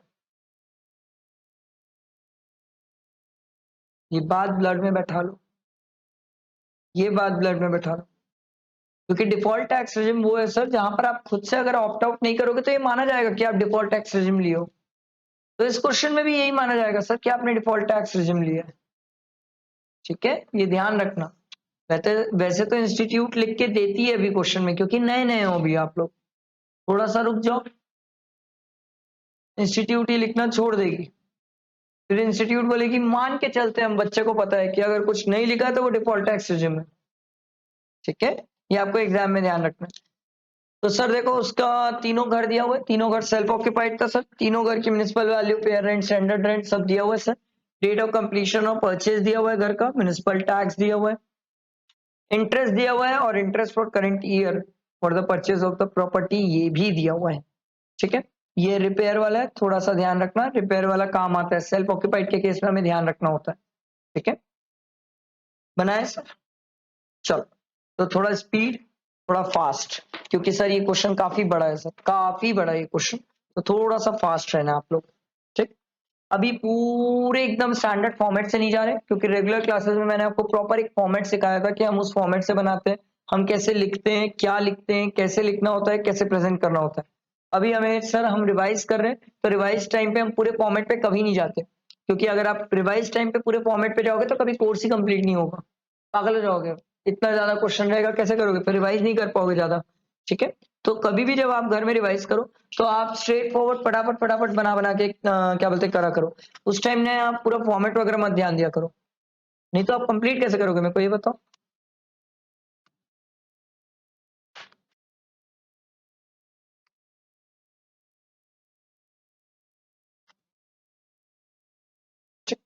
एक बार के लिए हम क्या करेंगे, तीनों प्रॉपर्टी को क्या मानेंगे, लेट आउट, तो तीनों प्रॉपर्टी को लेट आउट मानते हैं, तो सबसे पहले हम क्या लिख लेते हैं, एक्सपेक्टेड रेंट।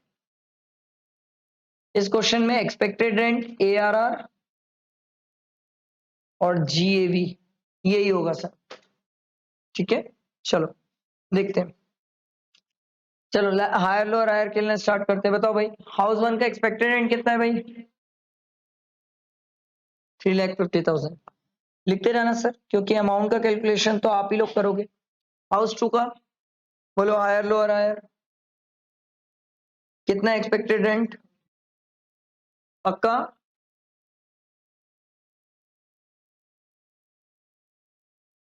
यार ठीक है, हाउस थ्री का,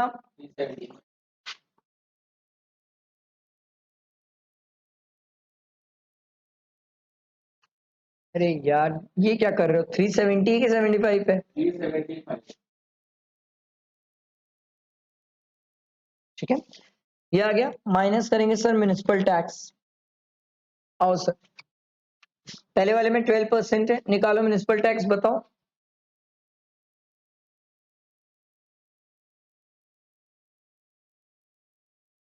दूसरे वाले में म्युनिसिपल टैक्स 8% है, म्युनिसिपल वैल्यू का बताओ।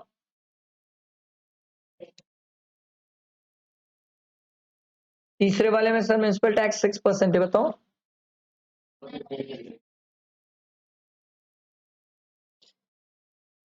माइनस करो, 800 है। ठीक, बताओ। ठीक, नेक्स्ट, नेक्स्ट, ये हमारा NAV आ गया, माइनस करते 30%। बताओ 30%। ओके, ये तो मैं कुछ नहीं बोला, 400 तो मैं लिख दिया। नेक्स्ट 30% बताओ।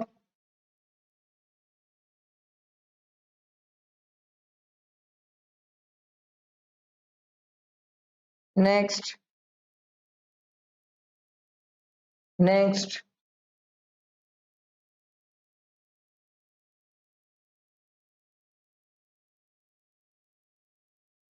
ठीक लिखा हूं? ठीक, माइनस करेंगे सर इंटरेस्ट। सर अभी अपन रफ में लिख रहे हैं ना, एग्जाम में ऐसे मत लिख देना INTT। ठीक है, अरे समझ, नहीं तो फिर इंस्टीट्यूट भी मार्क्स ऐसे ही लिख देगी 3, बाकी तू समझ ले 4, तू समझ ले। अरे समझ, ऐसे नहीं करना, short form, short forms are not allowed. ठीक है, तो सर पहला वाला घर तो कोई इंटरेस्ट की बात ही नहीं है, वाओ गुड, वेरी गुड। दूसरे वाले में इंटरेस्ट, तीसरे वाले में, ठीक है, माइनस करो, बताओ।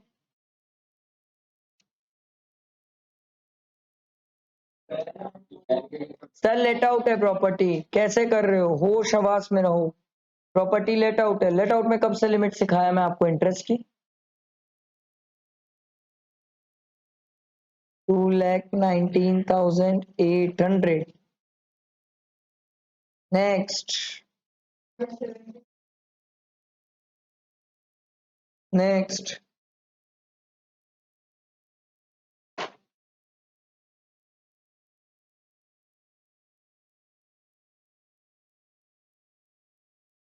आगे सबका।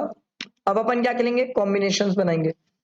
सर हम कॉम्बिनेशन बना रहे हैं 115 बीएससी के हिसाब से, और जब मैं बात 115 बीएससी का करता हूं तो इंटरेस्ट का ध्यान रखना।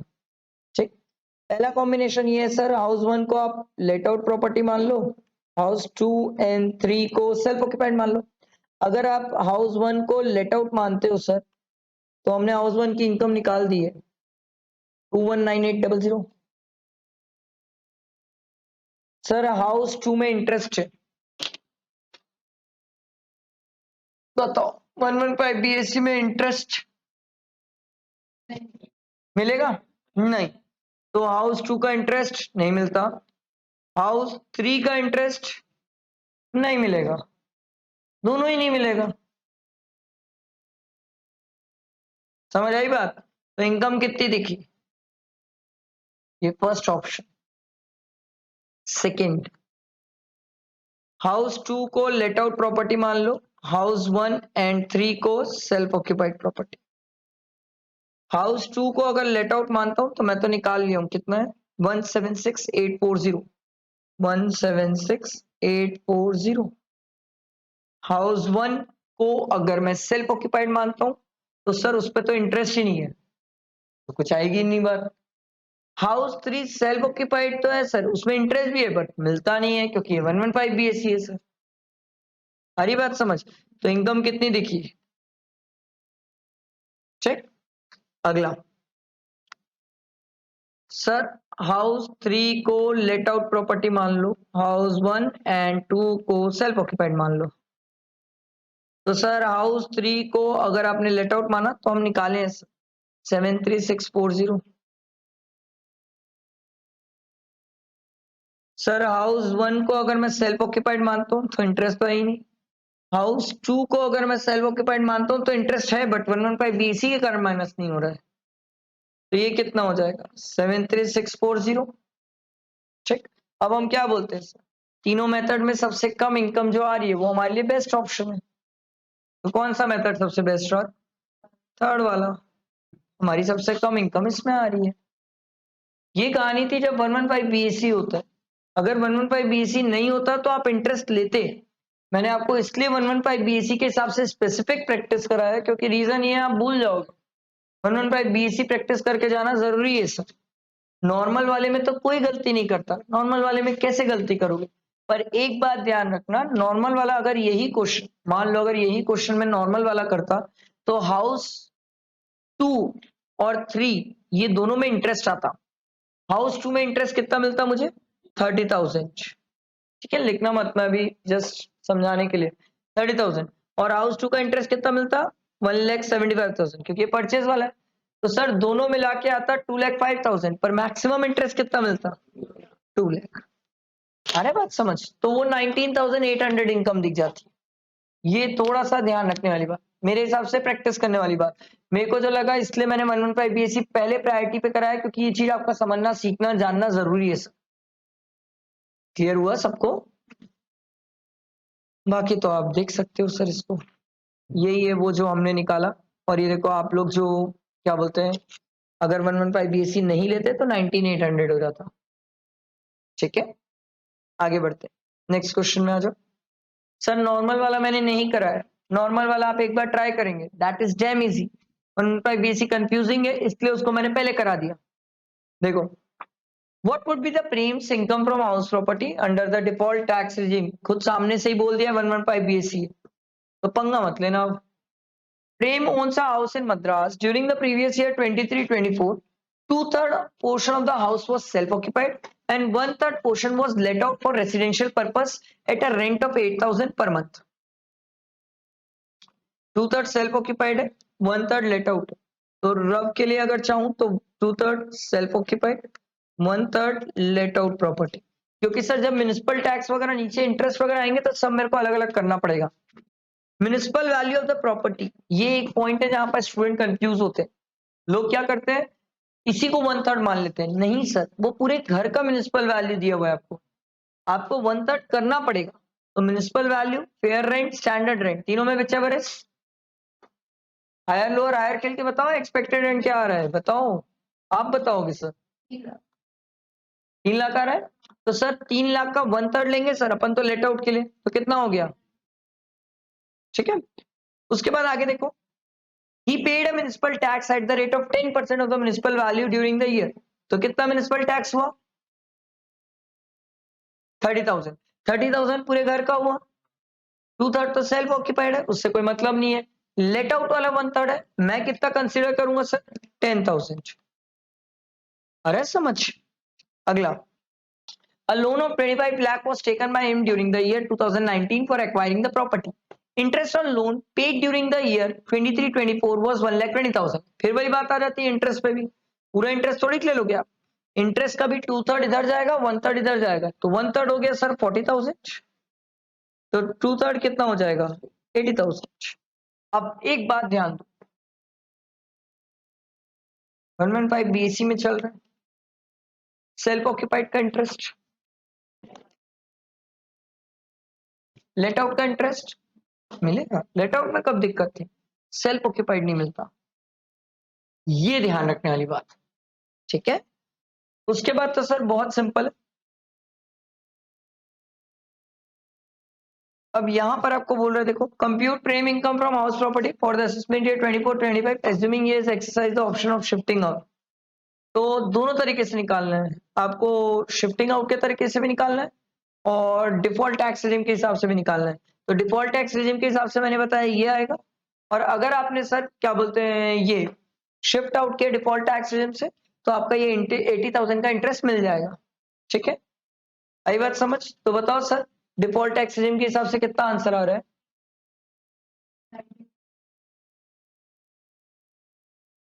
23 की 93? 23। ठीक है, अगर ये डिफॉल्ट टैक्स रेजिम है तो, और अगर ऑप्ट आउट करें हम डिफॉल्ट टैक्स रेजिम से नॉर्मल में चले तो कितने का लॉस? 57 का। है समझ? अब एक स्टूडेंट डैम स्मार्ट है, वो क्या कर सकता है पता है एग्जाम में, अगर वो स्मार्ट है तो वो चाहे तो नॉर्मल स्कीम से निकाल ले और या तो डिफॉल्ट टैक्स रेजिम से निकाल ले, दोनों में से जो भी है उसको फेवरेबल लगता है, जिसपे उसका ग्रिपिंग अच्छी है उससे निकाल ले, और रिस्पेक्टिव ट्रीटमेंट छोटा सा कर दे। कैसे? मान लो अगर मैं यही चीज पहले आंसर मान लो एग्जाम में नॉर्मल स्कीम से निकालता, तो नॉर्मल स्कीम से मेरा 50,000 का लॉस आ जाता। ठीक, और मुझे पता है सर कि ये 80,000 का इंटरेस्ट मिलता नहीं है डिफॉल्ट टैक्स रेजिम में, तो मैं क्या कर देता, प्रैक्टिकली इसमें 80,000 का इंटरेस्ट ऐड कर देता, क्योंकि मैंने पहले माइनस किया था जो कि मुझे मिलना नहीं चाहिए था, तो मैंने ऐड कर दिया। तो ये स्ट्रेट फॉरवर्ड छोटे तरीके से आप आंसर ले आए 23,000, इससे आपका एग्जाम में टाइम सेव होगा। नहीं तो दोनों मेथड से पूरा पूरा करने जाओगे पागल हो जाओगे, टैक्स का पेपर छोटा थोड़ी होता है, 5 घंटे का पेपर होता है, 3 घंटे में बनाना होता है, तो you need to be very fast, very efficient, very calculative, बहुत फास्ट चलना चाहिए माइंड की, कहां पर क्या करके मैं टाइम बचा सकता हूँ, कैसे कर सकता हूँ। टाइम बचाना सीख जाओ टैक्स पेपर में, चलते फिरते भगवान हो जाओगे आप। आगे बढ़ते हैं। अरे यार ये रहा क्वेश्चन, ये question I think that is damn easy sir, arrears of rent और अनरियलाइज्ड रेंट है, ये बहुत इजी है सर, मेरे हिसाब से ये एक स्टूडेंट कर सकता है, इस पे कोई रॉकेट साइंस वाला क्वेश्चन मुझे नहीं लगता, इस पे कोई इतना हाई फाई पॉइंट तो नहीं है सर। अनरियलाइज्ड रेंट है और एरियर्स ऑफ रेंट है सर, आपके पास प्रॉपर्टी रहे ना रहे कोई फर्क नहीं पड़ता सर, वो टैक्सेबल होगा जब भी अनरियलाइज्ड रेंट रिकवर होगा या फिर एरियर्स ऑफ रेंट आपको मिलेगा। सर सिंपल सी बात है, आपको स्टैंडर्ड डिडक्शन भी इसमें 30% मिल जाएगी, तो ये क्वेश्चन सर आप कर सकते हैं ना, कोई लगता नहीं कुछ अच्छा, मतलब एकदम हाई फाई क्वेश्चन नहीं है। अगला देखो क्या बोल रहा है, compute the deduction which would be available to Aparna and Dimple under the section 24B for the assessment year 24-25 if both exercise the option of shifting out of the default tax regime, मतलब normal चलना चाहते हैं। तो देखो अपर्णा को owns a residential house property in Calcutta along with her sister Dimple with her family sister's family resides, both of them have equal share, nice, self occupied है, equal share है, ये बातें समझ आ गई सर? ठीक, okay, is both of them have equal share in the property and the same is used by them for self occupation, okay, interest is payable in respect of the loan is 50 lakh at the rate of 10%, तो कितना हो जाएगा? 5 lakh divided by 2, equal है ना, तो दोनों को sorry दोनों को 2,50,000 मिल जाएगा। In addition Aparna owns a flat in Pune in which she and her parents reside. She has taken a loan of 3 lakh at the rate of 12% on 1/10/2022 for the repair of this flat. तो interest कितना मिलेगा sir? निकालो। 6 महीने का interest देखो, साल भर का? पहले ये तो डिसाइड करो, 6 की साल? सर साल भर का देखेंगे ना सर। मेरा प्रीवियस के ईयर क्या है? 23-24 है सर, ध्यान दो।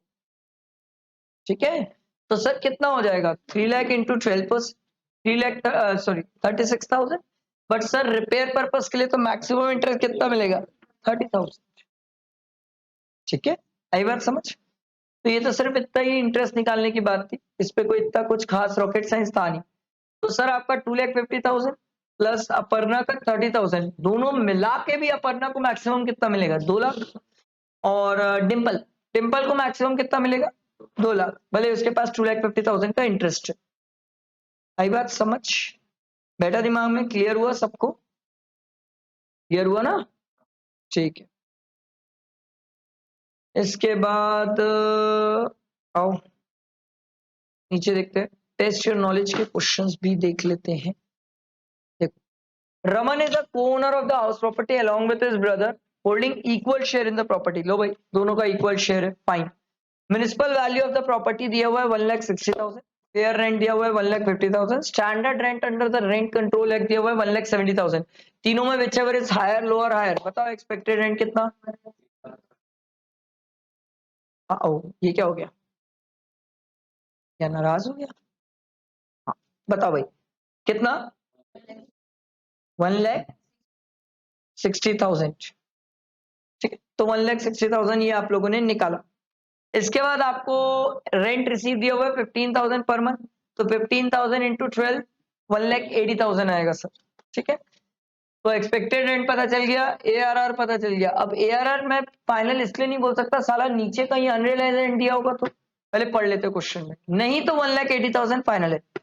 The loan for the construction of this property is jointly taken and the interest charged by the bank is 25,000 out of which 21,000 has been paid। हमें इससे कोई फर्क नहीं पड़ता, हमने इंटरेस्ट के लिए सिंपल सी एक बात बोली थी, अगर वो पेबल होगा तो भी मिल जाता है।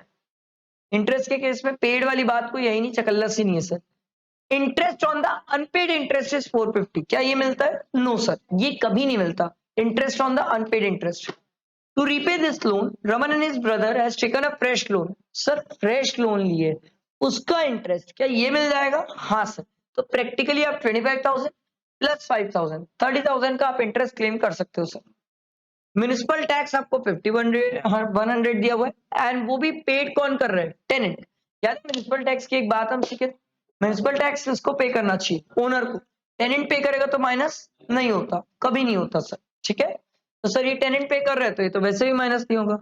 अब compute the income from house property बोला, कुछ है नहीं क्वेश्चन में। 1,80,000 आप लोगों ने सर एआरआर निकाल लिया था, तो एक्सपेक्टेड रेंट और एआरआर दोनों में विच एवर इज हायर, तो 1,80,000 क्या आ गया मेरा? जीएवी। म्युनिसिपल टैक्स 0 है, तो यही मेरा क्या हो गया? एनएवी। एनएवी 1,80,000 माइनस 30% करूंगा, माइनस 30,000 का इंटरेस्ट कर दूंगा। बताओ सर कितनी आ रही है आईएचपी की इनकम? 96,000। अब 96,000 पूरे घर का आ रहा है। अब इन लोग तो को ओनर है सर और इक्वल शेयर है, तो हम क्या करेंगे? Divide by 2। तो डिवाइड बाय 2 कितना हो जाएगा? 48 एक का, 48 एक का। आई बात समझ?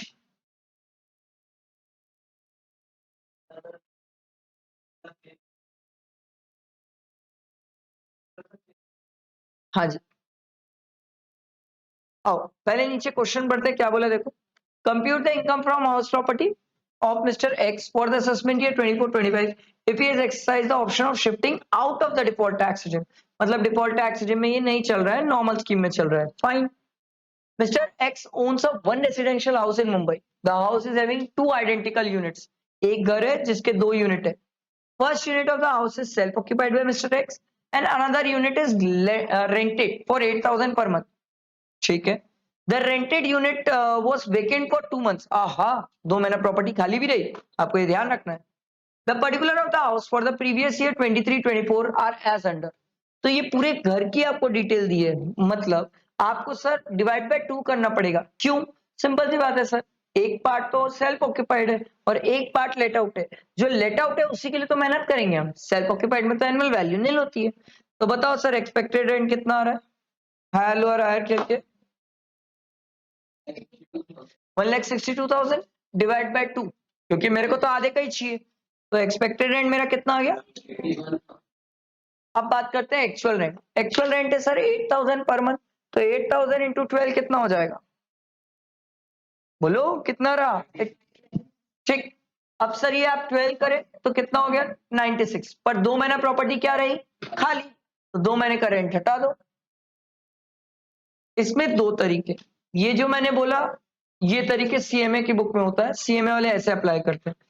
सीए वाले चाहे तो एग्जाम में स्ट्रेट फॉरवर्ड कर सकते हैं सर कि 8,000 इंटू 10, आपको जैसे जमे। दोनों तरीका गलत नहीं है, दोनों से आंसर गलत नहीं होगा, बट तरीका आपका। तो ये 80 आ गया। ठीक सर, क्या प्रॉपर्टी वेकेंट रहने के कारण मेरा एआरआर कम है? यस। तो हमने क्या सीखा था सर, अगर वैकेंसी का केस है तो GAV is equal to ARR. तो मेरा जीएवी कितना आ जाएगा 80,000। समझ आएगा। इसके बाद दिया हुआ है municipal tax paid by mister x. क्या मिस्टर एक्स मालिक है? हाँ, उसी ने पे किया है सर। तो 5% ऑफ म्युनिसिपल वैल्यू निकालो, कितना आ रहा है 9,500। ठीक है 9,500। क्या ये पूरे एक घर का है? हाँ सर। इसको भी डिवाइड बाय 2 करेंगे सर, 4750। ठीक है, आया है सबको समझ। तो 4750 आप म्युनिसिपल टैक्स माइनस करोगे। Sir light and water charges ये सब नहीं आते सर, लाइट वाटर चार्जेस, ठीक है, लीज मनी नहीं आता, इंश्योरेंस नहीं आता, रिपेयर ये सब खर्चे वगैरह नहीं आते। पर सर इंटरेस्ट आएगा ना सर, इंटरेस्ट आएगा। इंटरेस्ट है 1,500 पर मंथ, इंटू 12 करोगे तो कितना आएगा 18,000। 18,000 फिर पूरे घर का है, इसको भी डिवाइड बाय 2 कर दूंगा। तो 9,000 सेल्फ ऑक्यूपाइड, 9,000 लेट आउट। तो सर फाइनली सब एडजस्ट करके बताओ मुझे इनकम फ्रॉम हाउस प्रॉपर्टी कितना आ रहा है। 43675 नहीं, ऐसा तो कुछ नहीं आना चाहिए, यही आ रहा है क्या? होगा फिर यही आ रहा होगा।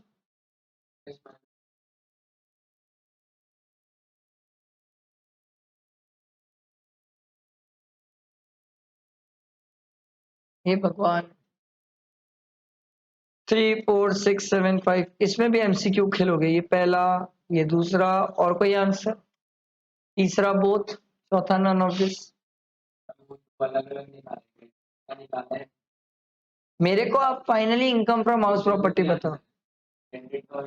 आंसर एक ही हो सकता है, आंसर कभी दो नहीं हो सकता सर। आंसर दो कैसे होगा, मैंने अभी भी एक ही चीज बोला, आप मुझे इनकम फ्रॉम हाउस प्रॉपर्टी बताओ।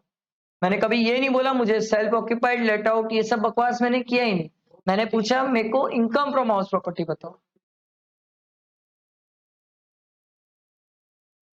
34675 सर, जितने लोग 34675 कर रहे हैं ये लोग परफेक्टली कंसेप्ट से सही जा रहे हैं। ये लोग क्या किए होंगे, जो मुझे लगता है इन्होंने 43675 में 9,000 को हटा दिया होगा, क्योंकि सर 9,000 सेल्फ ऑक्यूपाइड प्रॉपर्टी से हमने इंटरेस्ट जो माइनस किया था वो हमारा लॉस है। मैंने आपसे बोला था लास्ट फाइनल आंसर मेरे को इनकम फ्रॉम हाउस प्रॉपर्टी बताओ। तो जब मैंने इनकम फ्रॉम हाउस प्रॉपर्टी बोला तो मुझे आपको लास्ट आंसर ही बताना है। आप मुझे मेरे साथ मत खेलो कि सेल्फ ऑक्यूपाइड का इतना है लेट आउट का इतना है, ये सब मत खेलो मेरे साथ। मैंने लास्ट बोला इनकम फ्रॉम हाउस प्रॉपर्टी मतलब सब एडजस्ट कर दो, और सब एडजस्ट करने के बाद आप मुझे फाइनली बताओ कि क्या चीज बचा। आई बात समझ, ये चीज का एग्जाम में ध्यान रखना। ठीक है, अगला क्वेश्चन देखो। Compute the income from house property of Mr. Vikas for the assessment year 24-25 if he has exercised the option of shifting out of the default tax regime। मतलब ये बंदा नॉर्मल स्कीम से चलना चाहता है। Mr. Vikas owns a house property whose municipal value, fair rent, standard rent तीनों चीज दी हुई है सर। तो आप मेरे को हायर लो और हायर खेल के एक्सपेक्टेड रेंट पहले बता दो। 1,08,000।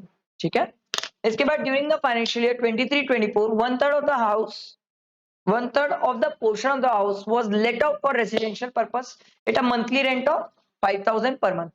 तो सर 1/3 लेट आउट किया है, तो ये जो सर एक्सपेक्टेड रेंट है, ये क्या पूरे घर का है? हाँ, ऑब्वियसली घर का है। तो सर क्या इसमें भी हमें 1/3 खेलना पड़ेगा? हाँ, 1/3 करना पड़ेगा, वो जितना भी आ रहा होगा। ठीक है, आप 1/3 करेंगे सर। तो 5000 इंटू 12, क्योंकि उतने में हमने किराए पे दिया है। The remaining 2/3 portion was self occupied. वो खुद से बता रहे भाई, दो 2/3 जो है उसको मैं सेल्फ ऑक्यूपाई करके रखा हूं, अपने पास रखा हूं। ठीक है भाई। Municipal tax 11% of the municipal value was paid during the year. तो भाई म्युनिसिपल वैल्यू आपके पास है 96,000, इसका 11% करोगे और उसका भी 1/3 लोगे, क्योंकि 1/3 ही तो लेट आउट है सर, 2/3 तो सेल्फ ऑक्यूपाइड है। आप लोग निकालो, आप लोग लिखो, मेरे को तो सब आता है सर, मेरे से ना उम्मीद करो, मेरे को आता है, मैं यहाँ एक्सप्लेन करने बैठा हूँ। मेरे को ही लिखना है तो मैं तो वैसे भी लिख के पास हो चुका हूँ। आप लोग लिखो, आप लोग कैलसी में कैलकुलेट करो, जैसे भी करना है करो, आपको सीखना है चीजें।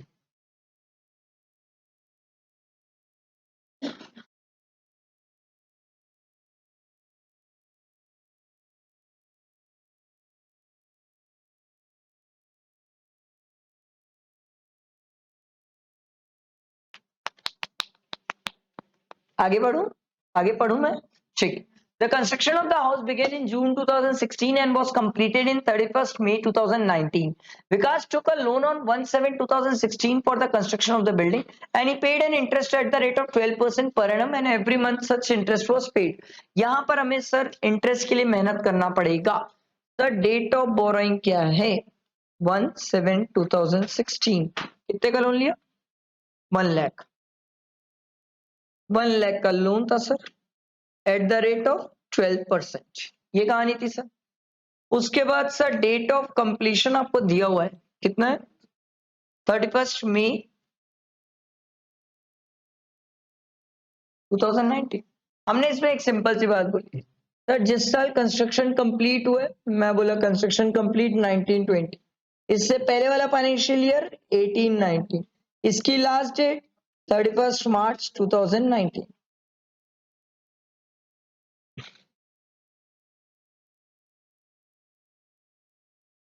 इस पीरियड का जो भी इंटरेस्ट होगा वो प्री का इंटरेस्ट है, इसके बाद का जो भी इंटरेस्ट है वो पोस्ट का इंटरेस्ट है। तो यहां से यहां तक कितने महीने हो गए भाई बताओ, मंथ्स काउंट करो।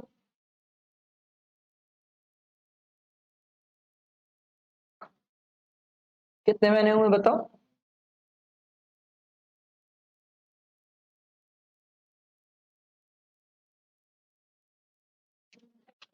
क्या 33 मंथ्स आ रहा है? यस सर, 33 मंथ्स आएगा। ठीक है, तो सर 1 लाख इंटू 12%, ये साल भर का है। हमें तो कितने महीने का चाहिए? 33 मंथ्स का चाहिए। तो बताओ कितना आ रहा है? 33,000। सर ये तो प्री का इंटरेस्ट एक बार में पूरा नहीं मिलता है, तो 1/5 कितना आ रहा है? 1/5 6600। क्लियर ये सबको?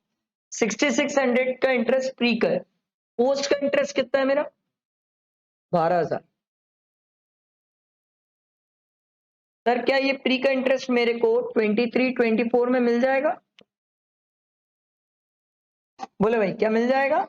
हाँ सर, 19 से हमने 5 साल ऐड किया तो ये आपका लास्ट साल है सर, आप प्री का इंटरेस्ट क्लेम कर लो। तो 12,000 प्लस 6600, 18,600। ये कहानियां समझ आई? अच्छा, फिर एक जंग लड़ाई की। 18,600 तो पूरे घर का है, ये भाई पूरा घर थोड़ी किराए पे दिया के बैठा है। ये कितना दिया था? 1/3 तो सर, 2/3 तो सेल्फ ऑक्यूपाइड था, तो उसका भी 1/3 करोगे सर आप। 1/3 लेट आउट के लिए और क्या बोलते हैं 2/3 सेल्फ ऑक्यूपाइड के लिए। करो और करके बताओ sir income from house property कितना आ रहा है। अभी भी बोल रहा हूँ, लास्ट बताना income from house property, final वाला इनकम फ्रॉम हाउस प्रॉपर्टी।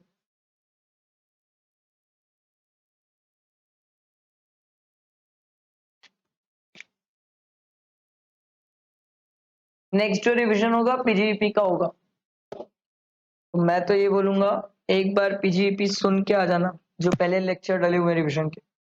फायदा ये होगा, बैठोगे तो चीजें जल्दी अच्छी क्लियर होगी, फटाफट क्लियर होगी। मुझे आता है सब, आपको बैठाना है दिमाग में। सॉरी। 20936। लो भाई चेक कर लो सर, यही आ रहा है क्या? मुझे नहीं पता है, आंसर तो देखना पड़ेगा।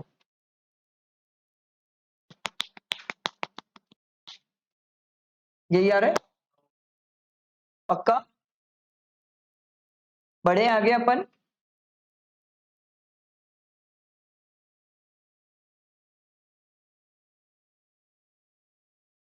चले आगे, आओ नेक्स्ट क्वेश्चन देखो। पहले नीचे आके, अरे बाप रे क्वेश्चन बहुत बड़ा है।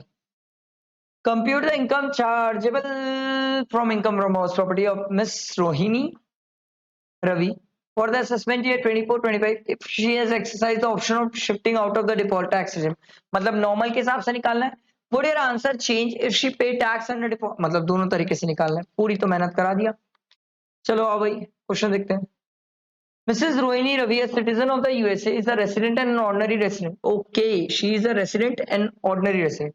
याद रखना, अगर एग्जाम में धोखे से नॉन रेसिडेंट दे दिया तो वो सेल्फ ऑक्यूपाइड का बेनिफिट मत दे देना, ठीक है? वो दो घर का बेनिफिट नॉन रेसिडेंट को मत दे देना, रेसिडेंट को दे देना। In India during the financial year 23-24 she owns a house property at Los Angeles USA in which is used as her residence। खुद रहती है उस घर में, तो उस घर की एनुअल वैल्यू क्या हो जाएगी? नील।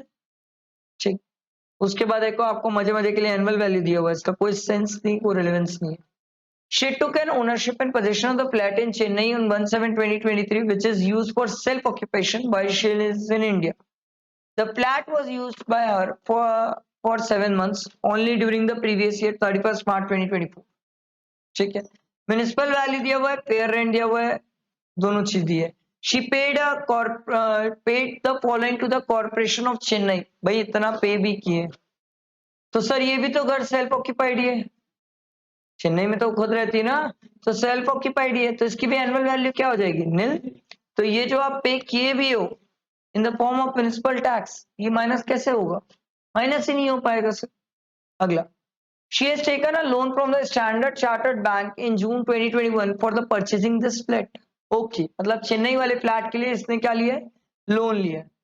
इंटरेस्ट ऑन लोन दिया हुआ है सर, प्रायर टू 1/4/2023 49,200, 1/4/2023 से लेके 30 जून 2023 तक, ठीक है, 50,800 एंड 1/7/2023 से लेके 31 मार्च 2024 तक 1,31,300। तो सर अगर आप ध्यान दो तो क्या ये करंट ईयर का इंटरेस्ट है? ध्यान दे दो, क्या ये करंट ईयर का इंटरेस्ट है? यस, ये करंट ईयर का इंटरेस्ट है। ठीक सर, ये प्रायर है, प्रायर पहले वाला इंटरेस्ट, क्या ये प्री का इंटरेस्ट है?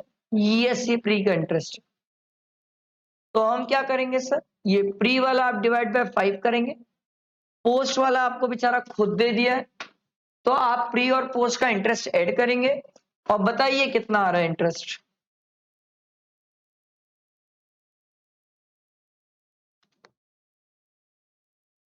One nine 1919। इसमें आप लोगों ने प्री का भी इंटरेस्ट ऐड कर लिया, क्लियर है सबको? तो इतना इंटरेस्ट आ रहा है। आगे पढ़ते। She had a house property in Bangalore which was sold in March 2020। In respect of this house, she received an arrears of rent 60,000। तो इसका 30% हम हटा देंगे सर, और बचा हुआ टैक्सेबल हो जाएगा। तो कितना टैक्सेबल आएगा? 42,000। तो सर ध्यान दो, the account has been not charge to tax earlier, this amount has not been charge to tax earlier, मतलब पहले इस पे टैक्स नहीं लगा है। ऑब्वियस सी बात है सर, कैसे लगता? ये तो एरियर्स है ना, ये तो बात की बात होती है।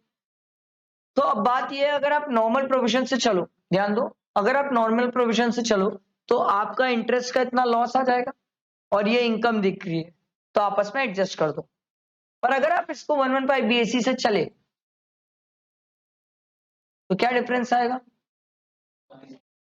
इंटरेस्ट नहीं दिखेगा पर इनकम दिखेगी। इनकम क्यों नहीं दिखेगी सर? इनकम थोड़ी उड़ा दोगे आप, इंटरेस्ट नहीं दिखेगा। समझ आई बात? बैठे है दिमाग में, क्लियर हुआ है सबको? ये चीज आप देखो, कौन सा क्वेश्चन था ये? फोर्थ। आप इसको देखो, देखो जब ये नॉर्मल प्रोविजन से चला तो इसने सब एडजस्ट भी किया, एडजस्ट करके निकाला। पर अगर ये 115 BAC है तो सिर्फ क्या दिख रहा है, इनकम। बी स्मार्ट, दो में से एक से सॉल्व करना, एक को लिख के आना, एक को सॉल्व करना है, एक को लिख करना है। अबे दोनों को सॉल्व मत करना, एग्जाम में पेपर खत्म नहीं होगा। पागल हो क्या, दोनों से सॉल्व करोगे? आपको जिसमें हाथ बैठा हुआ है, आपको 115 BAC प्यारा लगता है, उससे सॉल्व कर लो, नॉर्मल से आंसर लिख देना। अगर आपको नॉर्मल पसंद आता है तो नॉर्मल से सॉल्व कर लो, 115 BAC के छोटा एडजस्टमेंट करके आंसर लिखना। पूरा पूरा दोनों को वापस पूरा मत बनाना, नहीं बनेगा, नहीं टाइम बचेगा, ठीक है, हड़बड़ा जाओगे एग्जाम में। आओ सर, प्रैक्टिकली मेरे ख्याल से लास्ट क्वेश्चन है जी, ये लास्ट क्वेश्चन। शो, नहीं पहले तो ये देखो, compute the income under the head income from house property and the total income of the two brother for the assessment year 24-25 if they pay tax under the default tax regime। Default tax की बात कर रहे हैं, फिर वही interest नहीं आएगा, self occupied वाला, लेट आउट वाला ले लेना। Also show the computation of income under this head if they exercise the option of shifting out of, मतलब नॉर्मल डिफॉल्ट। अब जिस स्टूडेंट को जैसे जमता हो, जिसको जैसे जमता हो, जैसे मेरे से कोई पर्सनली पूछेगा तो मैं बोलता हूँ मेरे को नॉर्मल जमता है। क्यों? मैं जन्मों से नॉर्मल पढ़ता हूँ, हर चीज में नॉर्मल का ट्रीटमेंट पहले करता हूँ, तो होता यह है कि मेरा दिमाग नॉर्मल के हिसाब से बहुत इजीली बैठा हुआ है।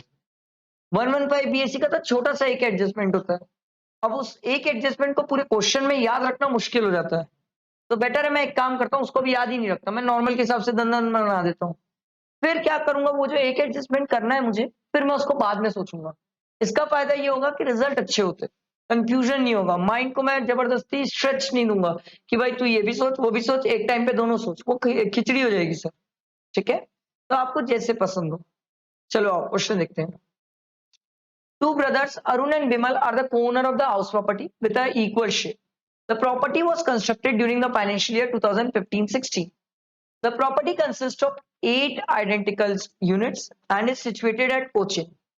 During the financial year 23-24, each co-owner occupied 1 unit for residence, and the balance 6 unit was let out at a rent of 12,000 per month per unit. थोड़ी मेहनत हो गई यहाँ पर।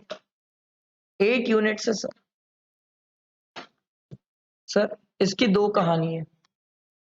एक है सर 2 यूनिट, जिसमें से भी एक होगा अरुण का और एक होगा बिमल का, दोनों सेल्फ ऑक्यूपाइड है।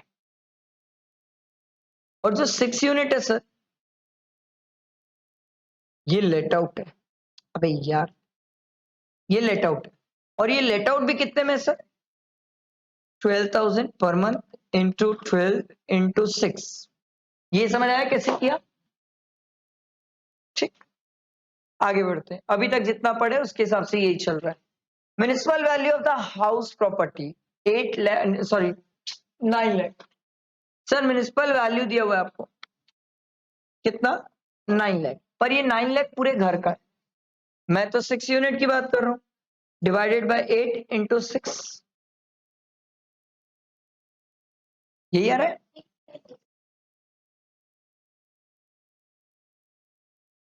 $6,75,000। क्रिस्टल क्लियर, पक्का? ठीक है, ये कितना आ रहा था यार, ये ठीक है। आगे पढ़ते हैं, अभी तक इतना पहुंचे, इतना पढ़े, इतना लिख लिए। क्या दिया हुआ है, म्युनिसिपल टैक्स है 20% of the municipal value which was paid during the year. लो भाई, म्युनिसिपल वैल्यू का 20% म्युनिसिपल टैक्स है, तो 9 लाख का 20% कितना हो गया, 1,80,000। फिर कहानी वही होगी, म्युनिसिपल टैक्स जो है 1,80,000, ये तो पूरे 8 यूनिट का है, मुझे 6 का चाहिए, कितना आ रहा है, 1,35,000 म्युनिसिपल टैक्स, ठीक है। उसके बाद आगे बढ़ते हैं। One of the let out unit remained vacant for the 4 months during the year. Oh my God, यहाँ एडजस्टमेंट करना है आपको। सर एक यूनिट है जो 4 महीने खाली रहा, तो हमने तो उसका 12,000 का रेंट ऊपर इंक्लूड कर दिया था सर, तो हम क्या कर देते हैं, उसको हटा देते हैं सर। कितना आएगा ये माइनस करने के बाद, 8,16,000। तो सर एकदम क्लियरली समझ भी आ रहा है, देखो ये हमारा ARR है। ARR तो हमारा कहीं ज्यादा है सर, 8,16,000। म्यूनिसिपल वैल्यू तो सिर्फ 6,75,000 है। दोनों में whichever is higher. Higher में क्या लेंगे? 8,16,000 है, समझ? ठीक है, ये हमारा आ गया expected rent, sorry GAV। GAV आ गया, इस पे म्यूनिसिपल टैक्स माइनस करो, 1,35,000 निकालना तो आप लोग को है। फिर माइनस करो 30% स्टैंडर्ड डिडक्शन। इतना करके निकाल के रुक जाओ, क्योंकि यहीं तक हम पहुंचे, अभी तो इंटरेस्ट बचा है सर।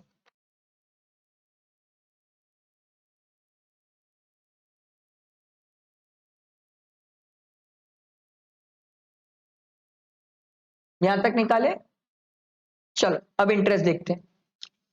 सर रिपेयर दिया हुआ है, निहायती बकवास, इंश्योरेंस और बकवास। Interest payable on loan taken for the construction of the house was 3 lakh rupees. फिर से बात वही आके अटक गई। सर ये इंटरेस्ट तो पूरे घर का है, हमें तो इंटरेस्ट सर इस बार थोड़ी सी अलग मेहनत है सर। मेहनत ये है सर कि इंटरेस्ट की जब बात होगी तो 3 लाख डिवाइडेड बाय 8 इंटू 6 कितना आ रहा है? क्या ये पूरा इंटरेस्ट मिलेगा कि 2 लाख मिलेगा? क्या पूरा मिलेगा? हाँ, सोच क्यों रहे हो, लेट आउट है, सोचो ही मत, आराम से पूरा मिल जाएगा। पर बात ये बचा भी तो जिंदा है सर इंटरेस्ट। अब 2,25,000 आपने 3 लाख में क्लेम कर लिया, तो बचा कितना? 75,000। अब 75,000 के दो हिस्से, कितना? 37,500, 37,500। अब बात ध्यान से सुनना, अगर मैं 115 BSc के हिसाब से चला तो ये 37,500, 37,500 गया। अगर मैं नॉर्मल स्कीम से चला तो ये 37,500 और 37,500 का लॉस मैं ले लूंगा और उसको इनकम से एडजस्ट कर लूंगा। आई बात समझ? तो आपने जब इंटरेस्ट माइनस किया होगा तो यहां पर ये लेट आउट वाले की इनकम फ्रॉम हाउस प्रॉपर्टी कितना आ रहा होगा? लेट आउट वाले का, सिर्फ लेट आउट वाले का इनकम फ्रॉम हाउस प्रॉपर्टी, हाँ, 251,700। ये था अरुण और विमल का मिला के। भाई दोनों का तो 3-3 यूनिट है, डिवाइड बाय 2 कर दो, कितना आ रहा है? आधा आधा हो जाएगा।